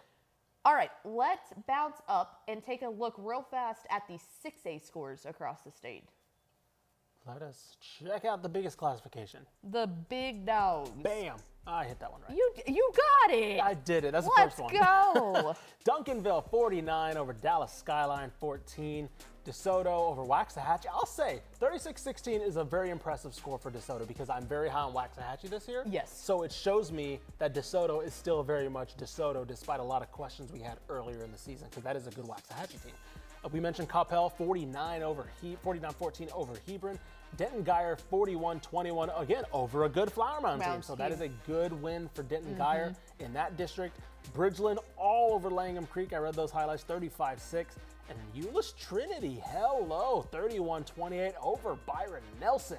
Hello, Trojans. That is a fascinating score right there in 6A. So there you go. A couple of interesting ones. Nothing surprising, but very impressive wins, I'll say, from Denton Geyer and DeSoto are the ones that kind of catch my eye, at least. All right, so as we dive back into game action here, I've got another score update from out in West Texas. Okay. It is the final score is 30-20. Okay. 2A Division 1's Sunray Bobcats. Oh. Armando Luan, as Over Tepper Canadian? said on Tep and Step, could choose his lobster any day of the week, and he did against Canadian. 3A Division 2 took him down 30-20. Oh my goodness. Go ahead, Armando Luan, our most special boy. Yes. That is a massive win. That puts Sunray now up to 5-0 on the season. Wow. Their next game it'll be a bye week next week, and then back on the 11th in their first district game against Spearman in a district in 2A Division 1 that we expect them to be able to get through with some ease, especially after seeing them take down what was then 3-1 Canadian squad. Yes. They moved now to 3-2 on this season. That is a fantastic win for a Sunray team that they're all in on this year, right? Yes. Obviously with Luan, but that is a senior-heavy team as Mhm. well. By the way, I should mention Luan, for those that don't know, is technically chasing the all-time passing record as well, right? And I'm assuming with wins like that, he could very Which is easily very get close. there. And of course, just with math, the longer you play, the longer you keep on doing it. So if he keeps playing till whenever, right? December, till state championships yeah. potentially, he has a chance to break it. So great win for Sunray, and of course our golden child Armando Luan, as we see. Oh, goodness hello. gracious! This is not a replay from the one earlier. I was about to say, oh Is it? my goodness. No, that might have been It a is. replay. It Oh is. my goodness. Okay, that that scared freaked for me a out. second. I was about like, to say, goodness Jesus. 'Cause I looked gracious! There's no way it's the same I looked play at the back score to and I was back. like, Yep. what is happening here? Okay, so that was a replay. A replay, but again, solidifying what is now a tie ball game out there in Louisville. Lindale I was now about to say, only that was one we 5 haven't got a chance points to talk about down yet. Lindale in the coming third all the way quarter to back. Chapel Hill. Yeah, Lindale coming all the way back now. Looks like, I'm assuming it's the kicker. No, sorry, Lindale looks like they have the ball. Trying to come back as we. This would be something special for Josh Cochran Oh, and his squad if they were able to come back on Chapel Hill. Especially because ever since that state championship appearance a couple years ago, Mm-hmm. Lindale's been kind of with the wind, right? They've kind of been They around. lost Jordan Johnson. Jordan Jenkins. Jordan Jenkins, their correct. running back. To They've Baylor. been kind of up and down, right? They haven't hit that high anymore. This type of win over a Chapel Hill team that is state or bust this year, like legitimately, that would be an incredible win to show that things are back on the up for, like you mentioned, for Coach Cochran's squad. Just crossing Absolutely. midfield there. Another big time score coming in here. It has been finalized in a District 7 4A Division 1 matchup. The Salina Bobcats, the third-ranked team in 4A Division 1, take down their district bunkmate, who were the second-ranked Frisco Panther Creek Panthers, 42-7. That is stunning. That right there very much could have been the game that decides the district championship. Yeah, as we see, it looks like Lloyd Jones putting a cap on that one for for Hitchcock. Impressive, but I mean, look, I'm reading the box score right here. I'm on Dallas Morning News. Shout out to them, and it's just. It looks like a Salina score, 2-yard score, 3-yard score, like just driving down the field with no mercy. And I think the difference between this Salina team this year, we always known they're going to run the ball. They had a great two-headed running attack all year, last year. But Bo Bentley as a quarterback, his ability to drop back and have a deep threat, you don't know what you game plan for. Right. You don't know how to beat Salina now because it's like, okay, cool. They used to just run it down your throat. Yeah, and he can also run. So it's like even if you get pressure on him, but yeah, now if you take away the run, okay, cool. We're confident enough to pass the ball. As we see a pass interference here, oh my goodness, that is a lethal pass interference. That's going to put Melissa past midfield presumably, and they're going to continue to drain this clock a little bit. But yeah, to finish up that Salina, are they the favorites now? They've got this is an insane district. Yeah. So 7-4A Division 1, Aubrey is off to a 3-1 start. Yeah. They had a big game tonight against Sulphur Springs, who was a 4-0 squad. Paris is at 3-1 heading into their game, which they were down a score. Yeah. And then Lake Dallas is at 4-0. Frisco Panther Creek came in at 4-0. Salina came in at 5-0. I mean, the only one you look at in that one and go Nevada Community, they're struggling a little bit off to a 1-3 start. But I mean, every single team in that district is off to a winning record so far. That could have solidified Looks like we had a fourth down stop for Tyler Chapel Hill. Man, how big is that? Ooh-wee. This is turning into a slugfest now. Okay, looks like Anna and Melissa got that one figured out. Yeah, it looks like there was a. Looks like it might have been a holding penalty on Anna because. Man, these are fun games right here. You're all knotted up in the district play in Louisville and Marcus. You've got the one-score game with Anna, and then obviously Lindale making an insane comeback on what looked to be a deadbeat game. As we add in another one here, oh my goodness, Cedar Hill and Lancaster tied at 35. Oh my goodness. When did you think you were going to see these two offenses start putting on a show, you know? You want to talk about a team that really wants to get in gear, Leon Paul's Lancaster team. They cannot fall behind anymore this season. They've started off really, really rough. Tough schedule, I should mention, but they've started off really, really rough. And so they, of course, would love this win. Dude, this is an elite quad box. Welcome to Dave Campbell's Texas Football Tonight. Yeah, like, this is what you come for. Yes. I would say this is what you pay for, but you don't pay for it because it's free, because we love you and we love Texas high school football, and we want you to love Texas high school football as much as we love Texas high school football. Exactly. Yeah, Lancaster 1-3. Oh, look, they finished it out. Final. Wow, Chapel so Hill takes down Lindale on the fourth down stop. Wow, 35-30. An impressive defensive stand there to hang on for Jeff Reardon's. But look, win your clunkers. We say it all the time. Win your clunkers. I was just about to say that if they are state championship or bust, you have to win literally any type of game. Yes. You have to win your blowouts. You have to win the games you're supposed to win. And then you have to find a way. Sometimes if you are maybe not playing your best, or if a team like Lindale, who you on paper maybe more talented than, they start to punch back, you have to find a way. You just have to find a way. Yeah, I mentioned Lancaster 1-3, of course. North Crowley, Aledo, and Hebron to start off the year. Mesquite Horn was their first win last week. And so now Cedar Hill, of course, would be a great way to start off their second game in district play. As we see Anna and Melissa trying just to drain things out. Anna trying to just get one last chance to make that, to overcome that deficit. As we see Louisville here. Goodness. This one's not a replay, I swear to God. No. Because it is tied now. The rushing attack in the fourth quarter for Louisville has been the difference so far in 100%. this game. Yes. They are wearing this Marcus defense out, and that's the offensive moment line. you let them get to the outside, it is bye-bye, gotcha, see you later. Yeah, as we see that offensive line just being very patient with it, because they're not in a hurry. No, they're not. They know they can. They're trying to take this slow and steady, waste down some of that clock left. Oh, miscommunication there. Looks like he was going zone right, and running back thought it was going to be an inside handoff. Oh, we got the antlers going up. Yeah, it looks like he was going for a sweep. Oh, Melissa airing it out. Oh, I don't think that was out it. of bounds. Woo, great catch. Man, though. that was insane. Tried to drag his toe, but good defense from the Anna defender there, using the sideline to his advantage. Yeah, this game, I mean, I really got to make a trip to Melissa because this stadium is gorgeous.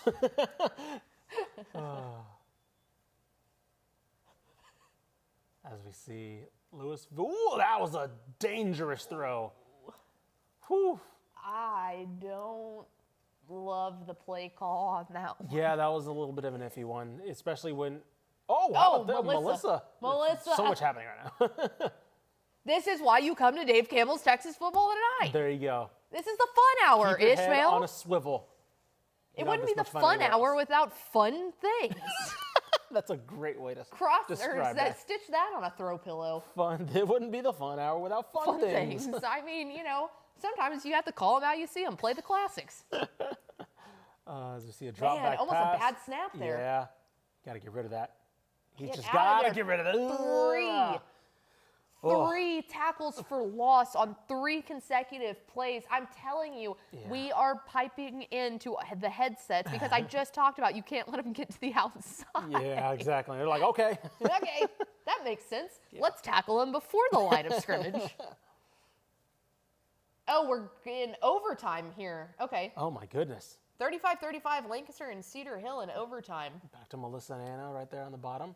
As we see, hello. Past the 35 now. Man, they're just, the thing that's been impressive about what Melissa has done with their offense, they are spreading it so far out. Yeah. I mean, if you look at it, they are truly just elongating the field horizontally, or vertically rather. Yeah, they're just sideline to sideline right now. I mean, look at how far out those receivers are. Yeah. They're trying anything and everything to get into center field right there. Basically. And that spreads out, of course, the defense, which allows the running game to potentially to flourish as well. As see another inside handoff, and there it is again. The field opens up just like that. And, I mean, Melissa can bleed out so much of the clock now. Wow. Yeah, you take away that threat from the Anna defensive line if you're able to kind of spread them out a little bit. And, yeah, elongating the field vertically has been the key there for Melissa. All right. Wow. We are in our final quad box of the night. We'll see if Anna or if Melissa can get it done here. Louisville punting the ball as Marcus is going to have their shot to go back down. That one's still knotted up at 21. Lancaster and Cedar Hill in overtime, tied up at 35. Chapel Hill finding their way to sneak away here in the fourth quarter. So if you want to finish watching any of these games, now is the time. TexanLive.com/subscribe. Go watch all of those games. I'm going to wrap it up real quickly because I really want to get back to watching those games. So thank you so much for joining us on Dave Campbell's Texas Football Tonight. Did you have fun? That was awesome. Fun things. Especially in the fun hour. In the fun hour. It's almost like we drew it up that way. All right, TexanLive.com/subscribe. Get to those games. Let's all go finish them together. We will see you next week on Dave Campbell's Texas Football Tonight.